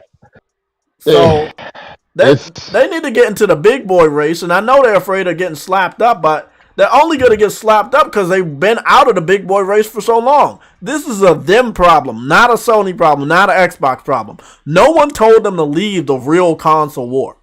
They decided to leave since they kept losing. Mm-hmm. Right. Now they end up making a handheld permanently. Remember how they knew that handhelds was the only thing they could beat Sony in? Yeah. And then when they came out with the Wii U, it was a flop, but they struck gold with the motion controls on the Wii. Once the Wii U flopped, they were like, well, we got to go rest on our morals. And what were their morals? What was their strong suit? Handheld. Yep. So what did they create? A handheld hybrid. Where do you go next? Nowhere. But see, they did the Wii U, and then they canceled that and rebranded the Wii U as a Switch, basically. Yeah, but you can't go once you get stuck making a handheld. Where do you go from there? You're not gonna go back to making a traditional console. They need to, though. Yes, but they're afraid that they're gonna get their ass whooped. Because listen, put it this way: if they make another console, they're gonna have to compete against Microsoft and Sony. Well, all they gotta do is 4K 30. They gotta shoot for 60. And this 4K 30 will be fine, but that's still competing against Microsoft and Sony. How about 1440p 60? That'll work too. When it's hooked up to the TV, 1440p 60. When it's not, 1080p 60. You gotta also understand when you go into that realm of making higher quality games, you're going into the realm of PlayStation and what Microsoft is doing. They're doing 4K. I agree, Des, but as we know, history shows us that Sony would never do a equal partnership with Nintendo since they can't trust them. That's the only reason why we have PlayStation. But Sony would buy them outright. Yeah, Sony would buy them, but they would never do an equal partnership because last time they did an equal partnership, Nintendo stabbed them in the back and worked with somebody else. Sony doesn't trust Nintendo and never will. And they got a great reason why not to trust them motherfuckers. So Nintendo's going to the same like Microsoft, you know, Halo, Gears, and Forza. They keep on doing Mario and Zelda games. They gotta do some new IPs, man. They're trying to, and they do have new IPs like the Japanese RPGs that they have over there, but they're not being adopted by the fans the way, like you said, Mario, Pokemon, and Zelda are. Like, they're not getting those sales numbers of 2, 3, 4, 10, 20, 30 million copies sold. They're not reaching those heights. Look at Shin Megami Tensei 5. It ain't get no numbers. They were hyping it up, but it didn't make those numbers like Mario and Zelda and Pokemon. Yeah, but Breath of the Wild went over 20 million. I do want 20 million. Animal Crossing. I want to ask a real question here. What are you saying, True? I want to ask a real question here. I want to know. I'm curious. Is it the reason that Nintendo's unknown like smaller IPs won't hit the big numbers that Mario and those characters because they don't drop prices on top of that, though because they don't drop prices, those games are not well known enough to hit those numbers, so they will never create new IPs. Yeah, you're right. I agree and disagree because those games do drop. I've seen them. I can confirm that the games that Nintendo doesn't own, second party Japanese RPGs. No. I'm not talking about the ones they don't own. I'm talking about the ones they own. The ones they own, they do not drop those prices. So the question is, will they ever make new IPs? Because the fact of the matter is, new IPs is a foreign thing. If you make a new IP, you'll have no guarantee that game's gonna be big. So the fact of the matter is, will they make a new IP knowing that they're never gonna drop the price? Because that's also a gamble. They're cocky enough to release a new IP and not drop a price, right? But they understand that it's a big gamble that new IP that will never drop in price, like you said, will ever hit Zelda, Mario, and Pokemon numbers. So they understand that they have not produced new IP. Wow, I don't fucking know the last time they produced a new IP. Yeah, the Animal Crossing is just a rehash of the previous one on the console. Yeah, that came from what? Animal Crossing was. When was Animal Crossing? GameCube? That came out in GameCube? Yeah, I think GameCube was Super NES. Oh, no, it might be 64. 64 GameCube, one of those two. Hold on, bro. Really? Yeah, but Animal Crossing, the one that came out now on the Switch, that sold over 25 million copies. That one did. But I don't know what Splatoon done. And ARMS, I don't know what that game did, but, you know. Okay, wasn't Splatoon a second party game? I don't know. Okay, Animal Crossing came out first on the Nintendo DS. No. Hold on, bro. Dude, that thing sold like hotcakes, man, on the Switch. No, Animal Crossing came out 2001, and I think it was GameCube. Yeah. Super NES? I mean Super and DS and stuff like that. So it was GameCube, then it went to DS, then it went to Nintendo, some other stuff. But it had it had a big success on the handhelds. Then it was then they thought it was right to bring it back and put it on the consoles. So yeah, it started with the GameCube, and then it went to handhelds, then it came back to the Switch. And it only got popular because everybody was stuck at fucking home. That's the only reason why Animal Crossing was popular on the Switch. And if you say otherwise, look at the history of Animal Crossing. Nobody gave two fucks about it until you had to give a fuck about it.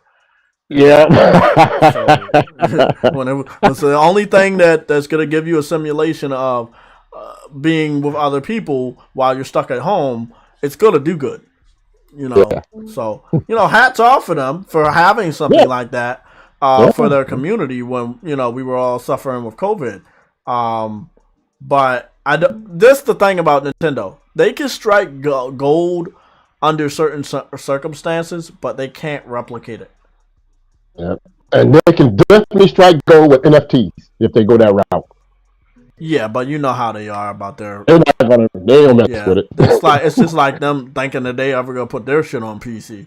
They hate the PC community for pirating their shit and making ROMs of their shit. So I think that Nintendo, and I can say this honestly, will never put their shit on PC because once they do that, officially open that gateway, the value of Nintendo is just out the window.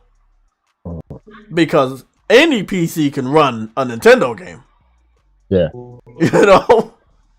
So I think that would be horrible for them. But it seems that they did slow down because Shin Megami Tensei, it was a game. That's all I'm gonna say about it. It's not a bad game. It's just not a game that they were gonna buy enough to keep Nintendo on a financial map. Right.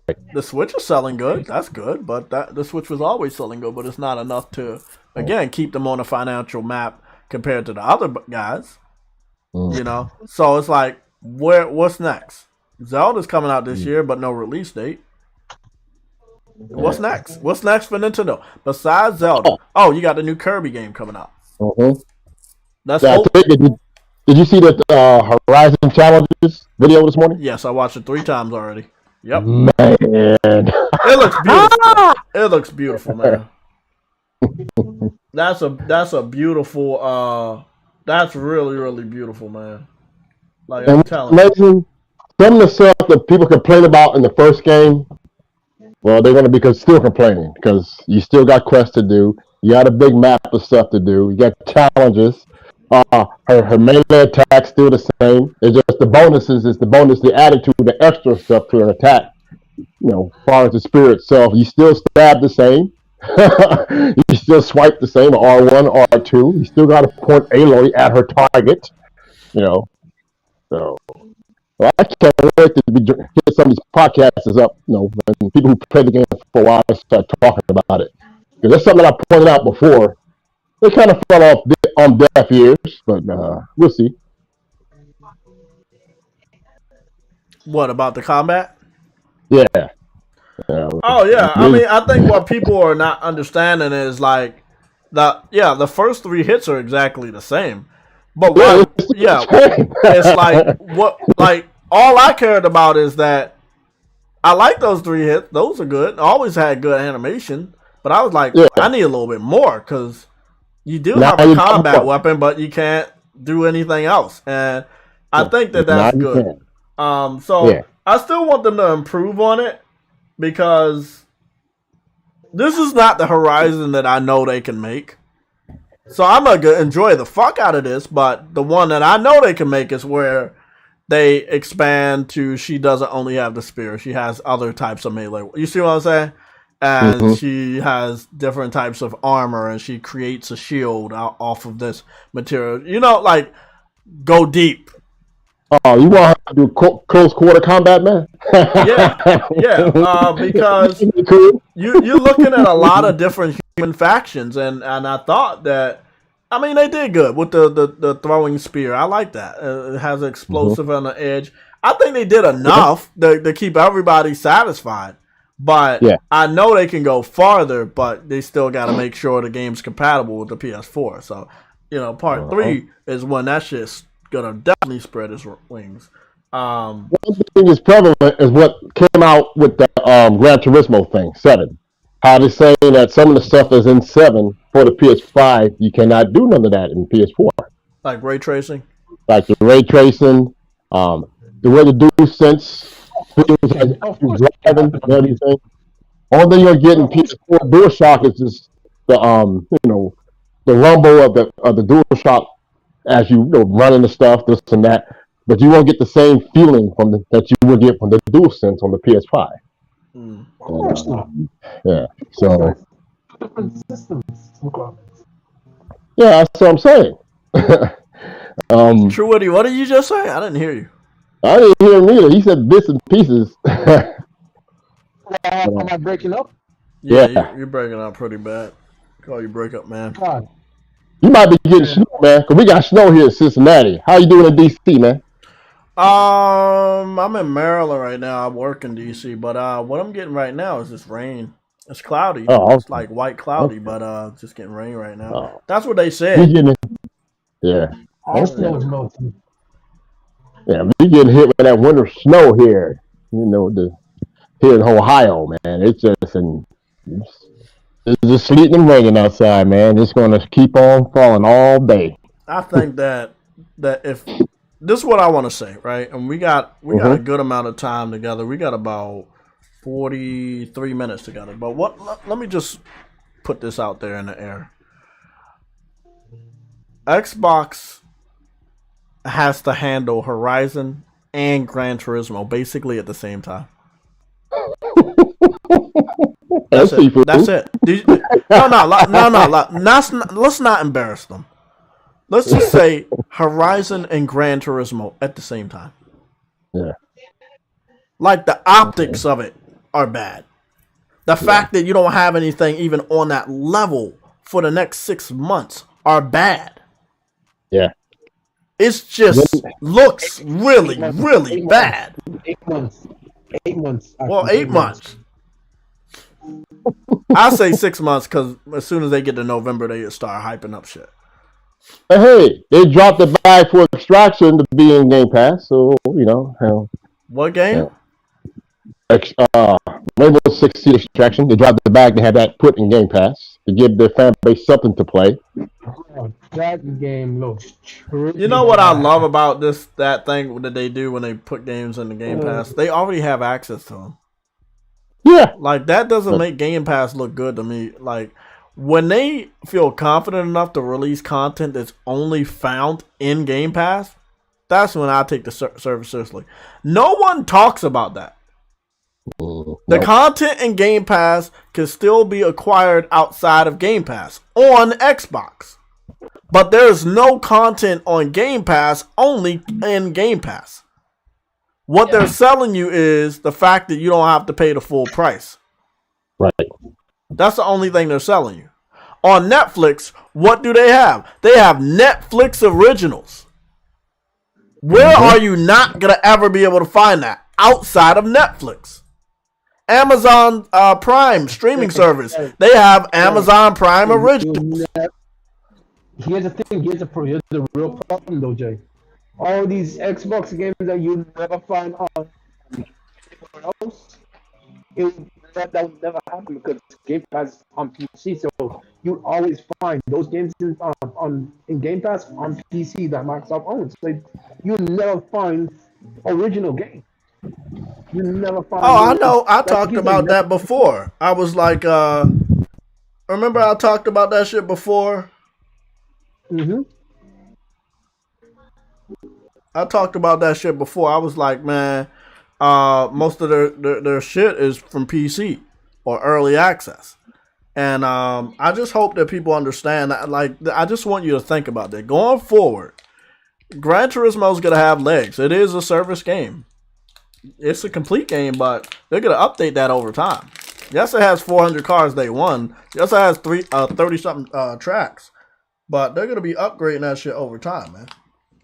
So I just hope people understand it's a service game, but that's how I like my service games right there. Give it to me complete day one and add on to it. You know, that's how you do it. Yeah, but it just looks bad. If you're an Xbox fan, you gotta look at PlayStation fans play the greatest games on the market in the beginning of the fucking year. And what you gotta play? Crossfire X? Really? Let me explain something to you guys. 1 second.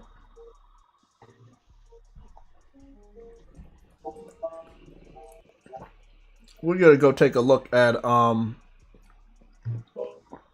Destiny real quick. We're gonna take a look at Destiny 2, the Witch Queen. The reason why we're taking a look at Destiny 2, the Witch Queen, is because Truity, do you know when this DLC comes out? Let's see for what. The Witch Queen. When does that come out? It comes on in next month, I believe. Okay. So why would anybody be playing Crossfire X or getting excited about Crossfire X when that's not the main shooter that you really care about?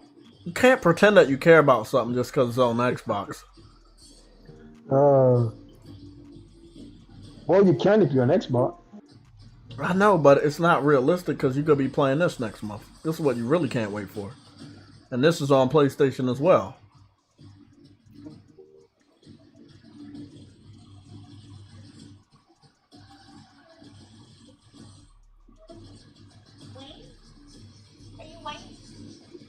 Yes. I'll be back up. Okay, take your time.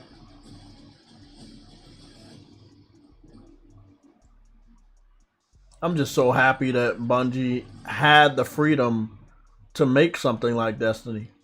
Because this is what they wanted to make. And they were able to make it, and it's really awesome, man. I'm about to drive, man, so I'm going to go ahead and dip. But shout out to the chat and mods and to the panel here. Y'all take care. Stay safe. Okay, man.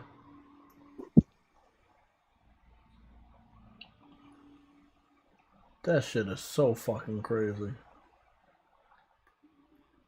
It's just, that shit's crazy, bro. It's like, it's so crazy. It's so fucking crazy.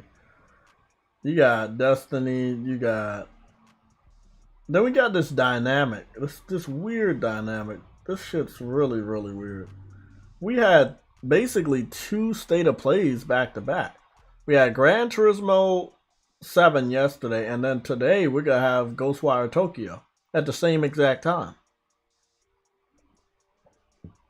When have we ever had 2 back to back? Bro, I was under the impression that Sony would have been scared to like talk too much about projects too close together, but they were like, nah, bro, we about to get this shit out because we know we got to. We got to show people why they over here, why they want to be here.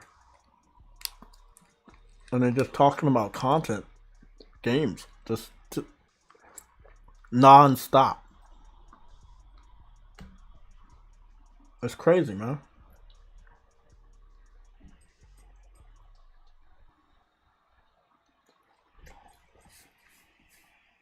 It's not a game on my radar. I'm not going to pretend. It has never been on my radar. And I hope it's good. So I will be watching the coverage when I get home. I'll watch the coverage when I get home and see how it stacks up. But I like that it's in Tokyo. I like that. That's pretty much it. I like that it's in Tokyo. That's a really dope setting. Yeah, that's a dope setting. I don't really care about the first person aspect. I don't know a lot about the powers or what they're trying to do. I know that there was that one chick, that one developer chick, you know, the one that did that weird dance on stage, that she was a part of the project, but then she left. So I think the game was in limbo for a while, but at this point in time, I think they were like, hey, we're just going to bring it out. Yeah, we getting it in March too, which is crazy. Like right around the corner. I don't know what the pricing gonna be, but it's a lot of shit coming out in March. You know? Yeah, and too much coming out in February. Like, yo, there's another showcase that dropped today on the PlayStation channel. It's 18 minutes gameplay of Edge of Eternity. Oh, really? Y'all might want to check that out as well. Turn-based JRPG, looks pretty good. It's an indie title. Yeah. It got some real promise. You already know. I'm skipping it. Day one. Oh, facts. It comes out next week. Cause that motherfucker's going straight to game ass. Yeah, dude, I seen that, bro, last week or so, a few days ago. I was like, you gotta be kidding me, man. but I'm still gonna pick it up because I'm very interested in I the ain't game. lying though. It looked good though. Don't get me wrong. I'm just completely against developers that make us pay, but it's not good. It's not good enough for them to pay. If the game is good, the game is good. Everybody should pay for it if it's that good. I completely understand that argument. But if you think it's not good enough that they will pay you money for it, then it shouldn't be good enough for anybody to pay you money for it. And that's why that's what I don't like about small developers. Don't compromise on your value of your product. If you think it's good enough for people to pay money, make them pay money for it. Yeah, I definitely understand, and I agree actually. But you know what though? I will say this about that game: because it's going to Game Pass, I'm not getting it day one. I'm waiting until I get a nice little sale. I see that it's definitely like a lower budget game, so I'm guessing it's an indie. Yeah, It's an indie. It's an indie, but it does look good. They try to go big, you know. The combat looks fantastic, and the music's phenomenal. So that's what I'm really hyped for. Like, character models look really good. Character models look pretty good. Yep. So that's gonna be a good one. Is this English voice acting or Japanese? Yep, it has English as well. English, but the showcase is in Japanese. They didn't do the English. Oh, okay. I just hope the English dubbing don't sound too bad. You know what I'm saying? Since it's an indie. Let me fast forward to the. It looked like you got mounts. Yeah, it looked like you got mounts. Big ass cat. Look like a damn good game. But they know Xbox fans don't pay for it. I need a lot of these people like to have morals, you know. And Microsoft could come to you and say, "Hey, bro, we want to pay you because we know our gamers ain't shit. We know they don't like buying games. We're gonna pay you to put it on this service so they can get it." That right there, I don't fuck well. Yeah, we know why they do it though. I mean, they're indie title. They need the money, man. They need that money in that studio. I get it. I can't blame them too much, honestly, for doing it, but it just kind of sucks. This at the same time, game you know, is gonna do real good on PC as well, because you know how much they like. Holy shit! The animations on the combat don't look too bad. Nah, it looks great. It's kind of like one of the turn-based type of JRPGs I've been waiting for a while. Mm-hmm. Real talk. Not bad. It kind of reminds me of with the character models and shit. It kind of reminds me in the world of what's that game called? The Last Remnant. Oh yeah. Oh back in the day. Remember that? Mm-hmm. Oh yeah. I used to play the hell out of that game, bro. I had picked that up too, and I still haven't played it. I paid for that shit, and I still haven't played it. Bro,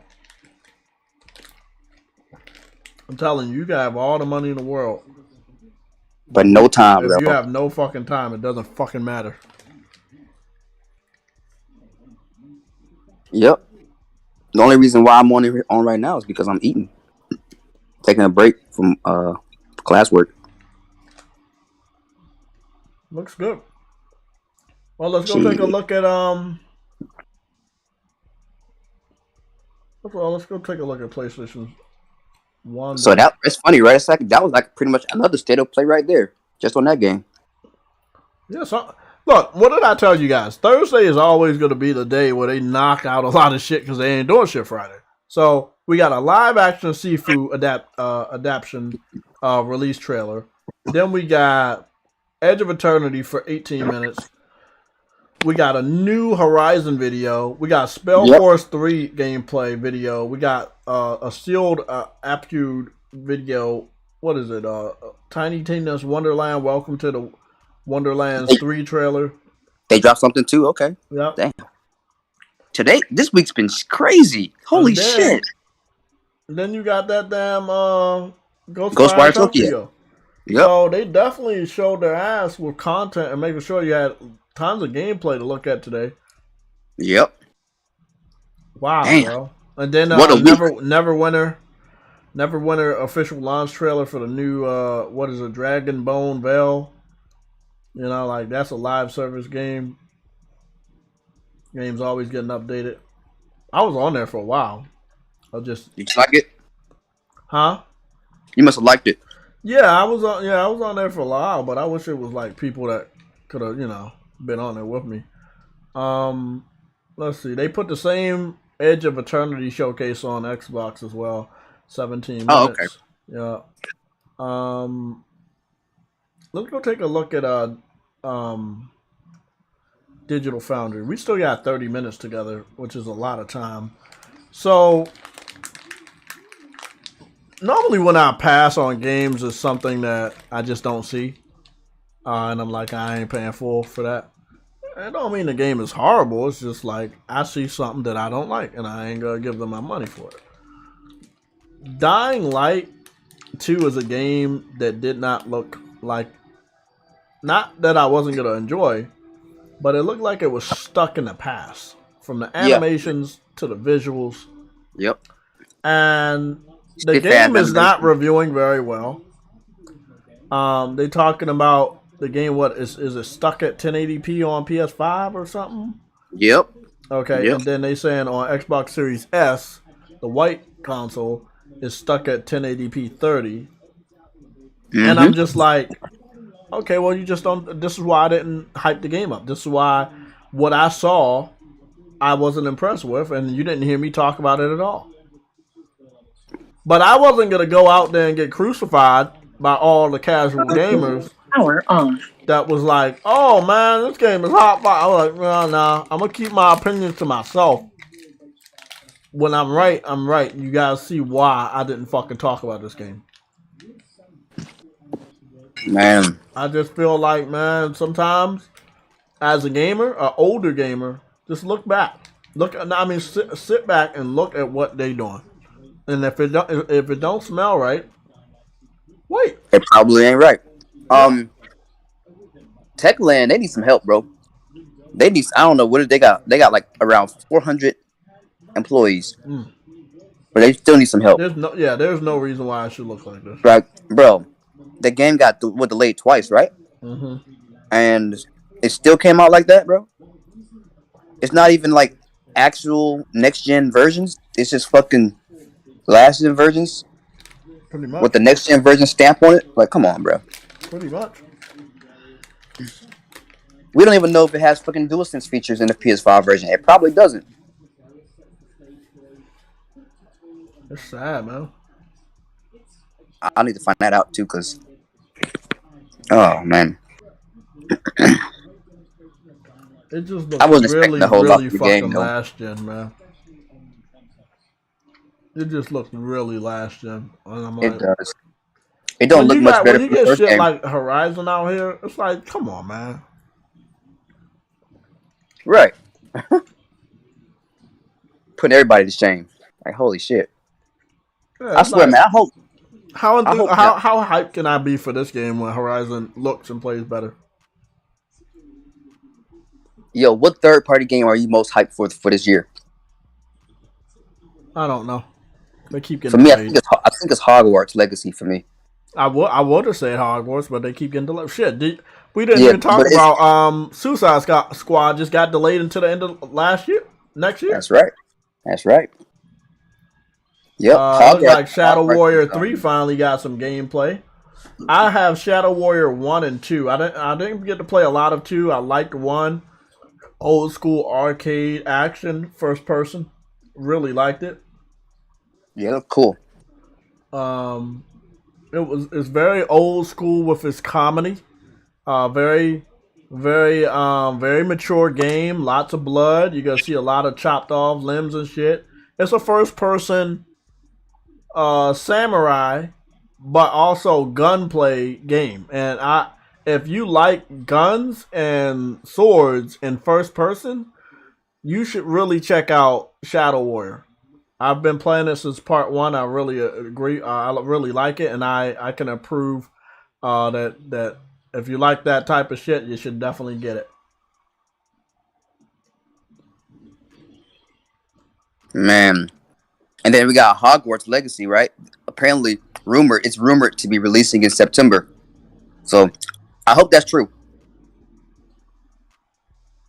Because I want Hogwarts to come out this year. Oh, yeah, shit. it can easily get knocked into next year though, for sure.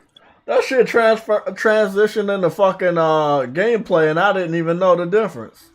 That's a good thing. What did? Shadow Warrior 3. I'm watching the gameplay, 17 minutes on IGN. Looks good, man. Looks really, really good. If you like, and especially if you love Japanese culture, you're gonna love this shit. Oh, it takes place in Japan, huh? Oh, yeah, shit. always has. Oh wow, look at that samurai sword. It was it gave me like Duke Nukem and Doom vibes when I played the first one because of like the little Easter eggs and shit and fun little commentary and how mature it was. Yo, that looks pretty damn good. And like I said, it's not only sword based. You get guns, like machine guns, all types of guns. You get it's really look. I might have to pick this up because, like I said, I'm a fan of the first one, and the third one just looks way better than the second one. And the game was co-op as well. The game had a co-op aspect. Looking pretty nice. It's looking pretty nice for real. Hey, so does the game have a PS5 version or what? I mean, I would assume so. I would hope so, but I haven't heard anything. I haven't been keeping track of the project because it went quiet.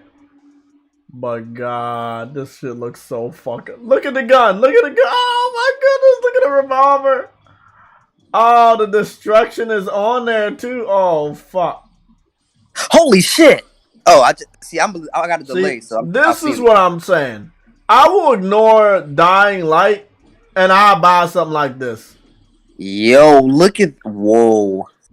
I'm letting y'all know. I will ignore the shit y'all want to hype up, and I'll buy something like this, and I have way more fun. Oh, yeah. I'm just letting y'all know, bro. I don't care. I will have more fun. That's why I don't follow people, bro. No, facts, bro. Like, I'm sorry, bro. I know what's good. I've been gaming for so long. Trust me, I know what's good. Oh, you can freeze people? Oh, my goodness. Look at the shot. Oh, my gosh. Yo, what the fuck? Look at that goofy shit. Bro, where's my fucking Shadow Warrior? Now I gotta go find my Shadow Warrior, bro. Hey, yo. This is looking crazy. All right, so let me ask you this. Warrior. Who are the devs behind that shit? Because that's looking crazy. I don't know. Nah, I didn't go fucking lie to you. I don't know. Okay. I don't. Let me see. Yeah, I got Shadow Warrior 1. I got 1 and 2. And like I said, bro, I don't lie. I got Shadow Warrior 1 and 2 in my fucking library. 2 introduced co-op. 1 was single player. As far as me not being able to focus lately because I got all this other shit I'm doing, I might just settle down this weekend and play me some Shadow Warrior 1 and just get through the rest of the story because I was supposed to beat the story a long time. I just kept dropping it, man. You know, there's nothing wrong with the game. It just I kept dropping it. You know. So let me see. I don't know if the games. You might not know either. If the game stories they all interconnect. Do they all connect? Do you know? Or I'm not sure. Because if they don't, bro, I'm just gonna go and pick up the third one. Call it a day. Now that's the thing. They are confirming that if you get Shadow Warrior 3 anyway, they're going to give you 1 and 2 also. Really? Mm-hmm. Holy shit! That's they say dope. if you pick up the $50 Shadow Warrior right here for $50, part 3 is only $50. They're going to give you part 1 and 2. Oh, that's nice, man. And you're going to get a limited edition katana skin. So this one's in my fucking list because the presentation that we just saw was improved upon when I was introduced. You could cut off limbs and everything with the swords, but just the visual presentation was great. Yeah. So Devolver Digital is the developer. Devolver Digital? Oh yeah, I fuck with Devolver Digital, man. They're pretty good. They do some pretty cool games. So I'm gonna let y'all know right now. I was just talking about I own part 1 and 2. Well, shit, if you don't own part 1 and 2, that's perfectly all right. You can go pre-order part 3 for only $50, and they're going to give you part 1 and 2. Now you can't beat that. This is why I don't follow people, bro. Everybody and their mother talking about, oh, the best third-party first-person game is Dying Light. Oh, Dying Light, so hot fire. That game getting shitted on in reviews. There's a reason why I ignored that game, bro. There's a reason, bro. I'm letting y'all know there's always a fucking reason, man. You can get a better game for a cheaper price and get 3. You mean to tell me you can ignore this because somebody else that you cool with or somebody you watch on YouTube is hyping up Dying Light 2? You can ignore a better quality and 3 games for $50 because your boy on YouTube is hyping up a fucking Dying Light 2. It is fucking garbage. Hey, don't be that person. Y'all need to be bigger and better than that. Don't be following these fake motherfuckers out here, bro. Don't follow them. You're going to be disappointed like a motherfucker. Let me explain something real quick about Shadow Warrior 3. I'm looking at it right now, right? Damn. So it's a pre-order bundle. So if you don't pre-order the game, you don't get 1 and 2 with it. Just so you know. You need to pre-order part 3, and it's only $50. Yeah. So you pay $50 for the third one, you get 1 and 2 also. And part 2 is co-op. By the way, part 2 we can play with co-op. I think it's 3-player co-op. It's not on the store though. Huh? It's not on the store. Yes, it is. Yeah, it is. I'm looking at it right now. Yeah. True Woody, what's wrong with you, man? Take that L, bro. No, hold on. No. No, I was on the store yesterday. I was on the store last night. So it obviously wasn't put on the store True last Woody, night. we're going to give you 85 L's. So this is what I want to let y'all know, bro. True Woody was talking about, let's get on Splitgate. How about we get on this game? This game has 4-player co-op. Oh, dope. All right. Part 2 has 4-player co-op. There you go. I can definitely pick that shit up like you get to slash shit up with your sword, and you got all different types of guns. You like guns? You like first-person shooter? Well, shit, there you go. Yes, sir. Somebody in the chat explained to me why you were excited about Dying Light 2. And if you tell me because somebody you watch on YouTube... I was not excited about that. No. I know people was excited, and the reason why they was excited because they saw a YouTuber that was excited, and I need y'all to be honest with me. Were you ever excited about Dying Light 2 before somebody else tried to hype you up on it? Oh. My brother tried to tell me about it. You about to get 3 games for $50. I'll just help you. I ain't like them, man. I'm not gonna tell you to go pick up a game. Oh, because it's the first game I saw that has a fucking gun in it in the first person. I'm gonna let you know a good game that has a gun in it in the first person, and you get 2 additional ones. Now, 2 of the games, 2 and 3, have co-op elements. The first one is single player. All of them have guns and samurai swords. Man. Come on, bro. Hey, I'm gonna pick it up. I'm gonna pick it up like the last. I love that. I did not pick up Dying Light 1 because I thought it was very generic. Dying Light 1, even my brother showed me Dying Light 1 and told me to get Dying Light 1. Dying Light 1's cool to me. I used to get Dying Light confused with another game. Probably Left 4 Dead. Left 4 Dead. No. It was another game that had released roughly around the time. It just seems generic, but I can't. All I'm gonna say, I'm trying to figure out like why would people go out and get 2? We didn't get a lot of information. They were very quiet on the game for a long time. Yeah, they said it was in developmental hell, and it definitely shows. Yeah, I mean, if I was a gamer and I was following the development story of that game, I would have backed away from picking it up day one. How much do they want for that game? A whole 60. They want a whole 60? But yes. you can get like Shadow Warrior 3 and get 3 games for 50. What's a better value? They want 60 and they want 70. Look, man, I'd rather get 3 games for $50 than try to look like I'm popular by trying to get a game that's popular. That's not good. Absolutely. Oh, Jay, the game you were probably thinking about was Dead Island. That's what a Ghost. Yeah, maybe it was. Ghost is dead. I just don't like getting generic games that remind me of the other games. I want something so different that when you play it, you're like, oh shit, that's different. Like, give me that feeling.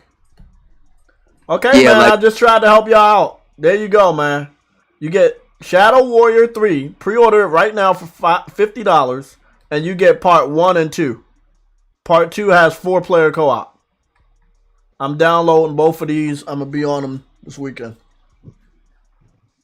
I'm gonna. You know how much I love Japanese culture, and then you got a first-person game with a samurai sword. This shit was fire, bro. I'm not gonna lie, because it was fire because it was just so brutal. Like, the comedy was funny. He was cursing and shit, and you had these Easter eggs going in these old school arcades, and I just really loved the whole aesthetics.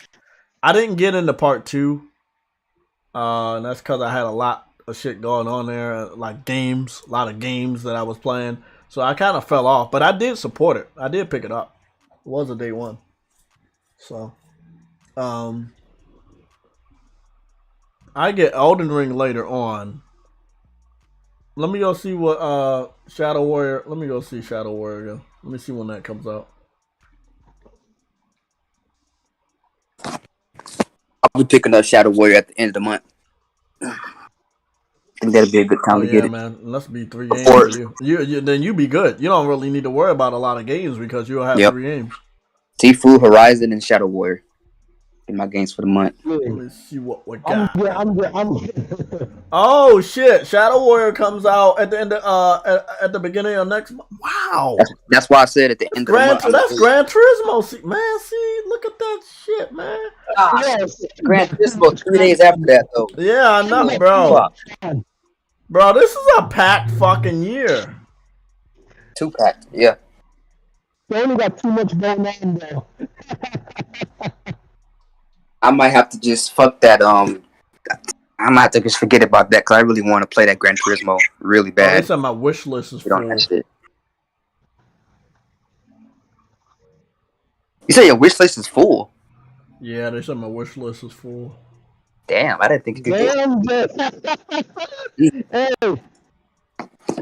Hey, man. That's what you make about games, man. You got packed wish list now. Right? Yo, the average gamer would need like 200 years. The average person to play all these damn games, bro. I know, man. It's so many, man. It's just so many games, man. I don't know why Assassin's Creed Valhalla in here. I'm probably never gonna play that ever in my whole life. There we go. Let me make some room for you, buddy. Shadow Warrior 3. So get that shit out of here. We get Assassin's Creed out of here. We don't need Assassin's Creed. Shadow Warrior 3. And that box art looked fucking tough, bro. He got the dragon on the side of him, and it's in the shape of a 3. And then he got like, what is it? He got his band-aid on his face. That shit looks so fucking fire. It's the PS4 game apparently though. It's not. It doesn't have a PS5 version, unfortunately. Nah, but I'm pretty sure it'll be 60. Okay. Yeah, for sure. A game like that, I mean, it's like something akin to Doom. So I mean, exactly. Yeah. With all of that they're doing and stuff. I've never cared to play Doom, but that game right there though, that's more of my. I like that aesthetic, man. Like the fucking setting. Yeah, man. The part 3, what we was just looking at. I gotta watch the rest of that shit at the top. But I think it's 60. I think it's running at 60. I gotta research the rest of them. But I'm gonna download these when I get back home when I go to sleep. Yeah, Mr. Bastard Deuce. I'll probably pick up fucking Ghostwire Tokyo before I pick up Dying Light 2. Yeah, it's just like, bro, the game had went quiet, then it comes out, then the reviews drop, and then people still trying to defend it. Don't defend a bad game, bro. If you like it because of part 1, that's cool, but it doesn't mean the second one is good. Yeah, there was some stuff going on with the development that it got delayed like 3 times, and then it just went quiet, bro. And I think their main issue is they were trying to be a little too ambitious with this one. with like the way the world is. Yeah, but no, look, this is the I thing. think that was the No main issue. one tells them to do that. Yeah, man. If you don't got the tech for it, don't do it. The tech, get it? No, Yeah, no, I'm serious. If you don't got the tech for it, don't do it. They call tech on them, got the tech. they ain't got the tech. And I'm not talking about hardware being weak. Sony dev. No, I'm just telling everybody. I'm just like Sony devs was able to pull out some amazing power out of hardware. It's not the hardware; it's them. They didn't have the skills to bring out the quality in the hardware. Techland, the people that made Dying Light 2, they're gonna get gobbled up by Microsoft. Oh, I can see that, no problem. It's happening. And CD Projekt Red, it's happening, bro. I can. Because that's really what's going down now. What's going down now is that. But they can't buy nothing now, though. They're look, at this point, Microsoft is time to time. They can't purchase nobody. You know what I don't like, bro? What I don't like is that we know how much money Sony has left to spend for acquisitions, but nobody let us know how much money Microsoft has left for acquisitions for this year. Interesting. But Microsoft don't put any type of like shit out really about themselves. So Microsoft hides everything, though. That's the problem I don't like with them. They hide everything. Yeah. Hiding. Like, literally.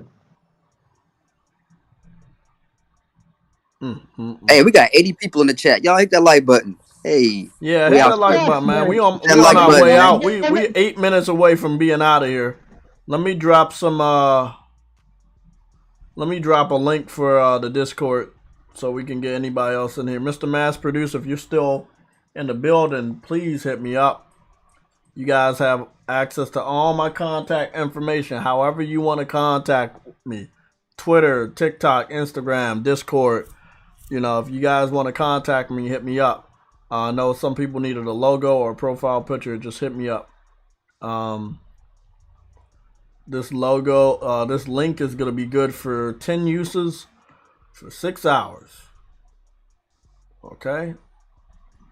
So let's go get that link up. I'm going to go post this and pin it so you guys can click this link and get in on the Discord. You know, now if you're a subscriber and everything, I see you here every day. We don't need to verify your PSN account. You just need to make sure your Discord has a name that is the same on YouTube, and we'll know who you are.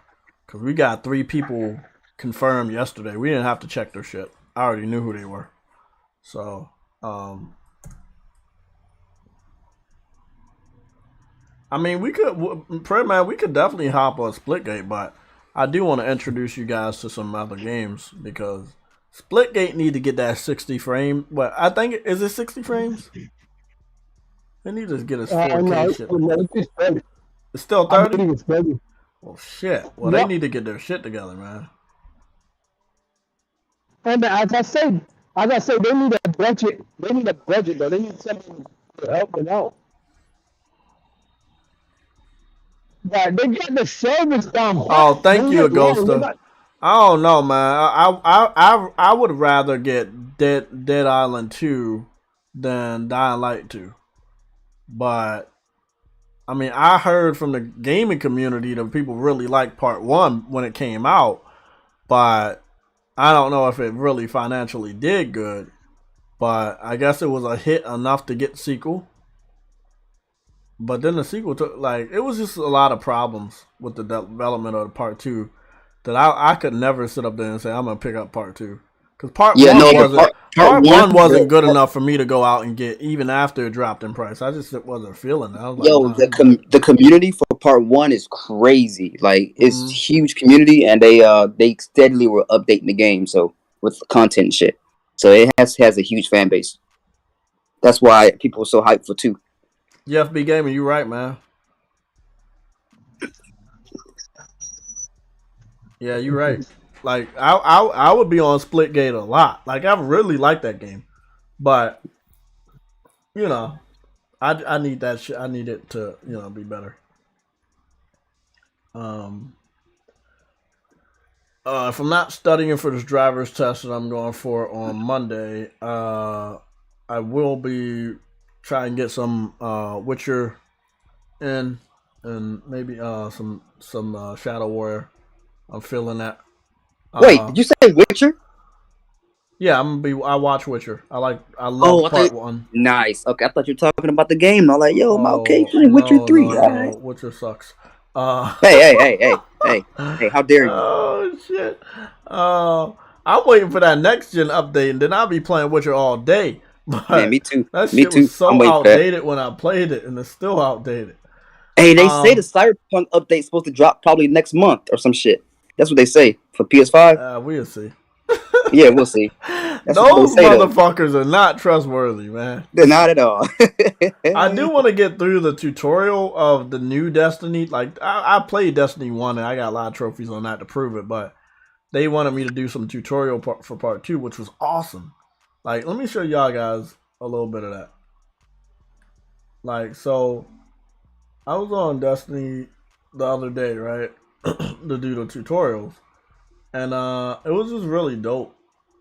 Destiny's fun, man. Yeah, Destiny was Hey, you know what sucks, though, bro, about Destiny and me right now? So, I started playing Destiny a few days before they got acquired. So, now whenever I play Destiny, it's going to look like I'm playing it because of the acquisition. Like, you know what I'm saying? Oh, I'm playing it because of the acquisition, because I want to see what they're doing with the game. But I'm not going to pretend to like it. You know, I liked it already. It's just... See, like, this stuff, I love this with Destiny 1. Like, when you would go into, what is the Crucible, the multiplayer, competitive multiplayer, I love that. And I love the RPG aesthetics of the game where you had to get the different loot and level up and shit. And I loved it. I love that shit. I had my Warlock, you know, I was spitting my fire and shit, and I fucking loved it. But I don't know, sometimes I be falling off from certain games, and they just don't hold my attention, or there's a game that's co-op, but I can't really play it because it don't feel. Some games that have co-op elements, they don't feel right to play by yourself. You know, Elden Ring is gonna feel like it's gonna be heavily influenced by co-op, and I don't feel like I want to play that by myself at all. You know, if a game has co-op, I want to play it with co-op. You know, so I feel you. Yeah, but yeah, I had a lot of fun playing it. It was they had grouped me together with random people. It seemed like all of us were level 1, even though, again, my character from Destiny 1 wasn't level 1, but with all the shit they've added to Destiny 1 and 2, I guess my character is a noob. So there's that. And then they put us all on this mission together, and even though, you know, we were all level 1, we were playing together, and it was fun, man. I don't know how to increase that level 1, that rank shit. Like, I don't know if you have to do it online or what. Yeah, it's just like a material. For part 1, there was like this material needed, and it's just, it was a lot, and it's one of those forever games, bro. Absolutely. People call them a games as a service now, but I used to call certain games forever games, and what that means is you can play them forever, and they're so deep that you can play them forever, and you just don't really have to worry about playing anything else.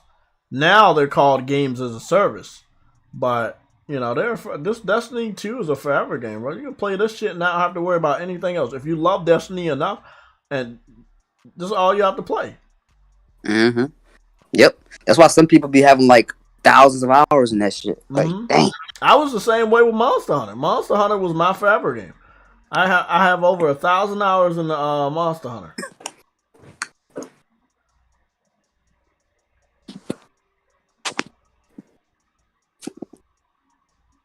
It looked good in 60. Don't get me wrong. It really looked good in 60. Yep. But yeah, I was on. This was, I guess, the little tutorial after we were done, like a couple waves. They like gave us like another test, and it ended up being a nice, pretty good tutorial. But I didn't have enough time to complete it because I had work. But yeah, I definitely want to finish the tutorial. So you might see me do that this weekend, and then from Destiny, since I'm gonna be on the first person shit, I'll be on Shadow Warrior 1, wrapping that shit up. But yeah, man. It's good, man. There's just all types of games out here, and that's what I like. That's what I love so much about PlayStation. They have so many different games, such a huge dynamic. It looked like they finally added the Rock's character. It looks like the Rock's character is finally gonna be playable. So I'm guessing this season has finally came to an end. So that'll be cool.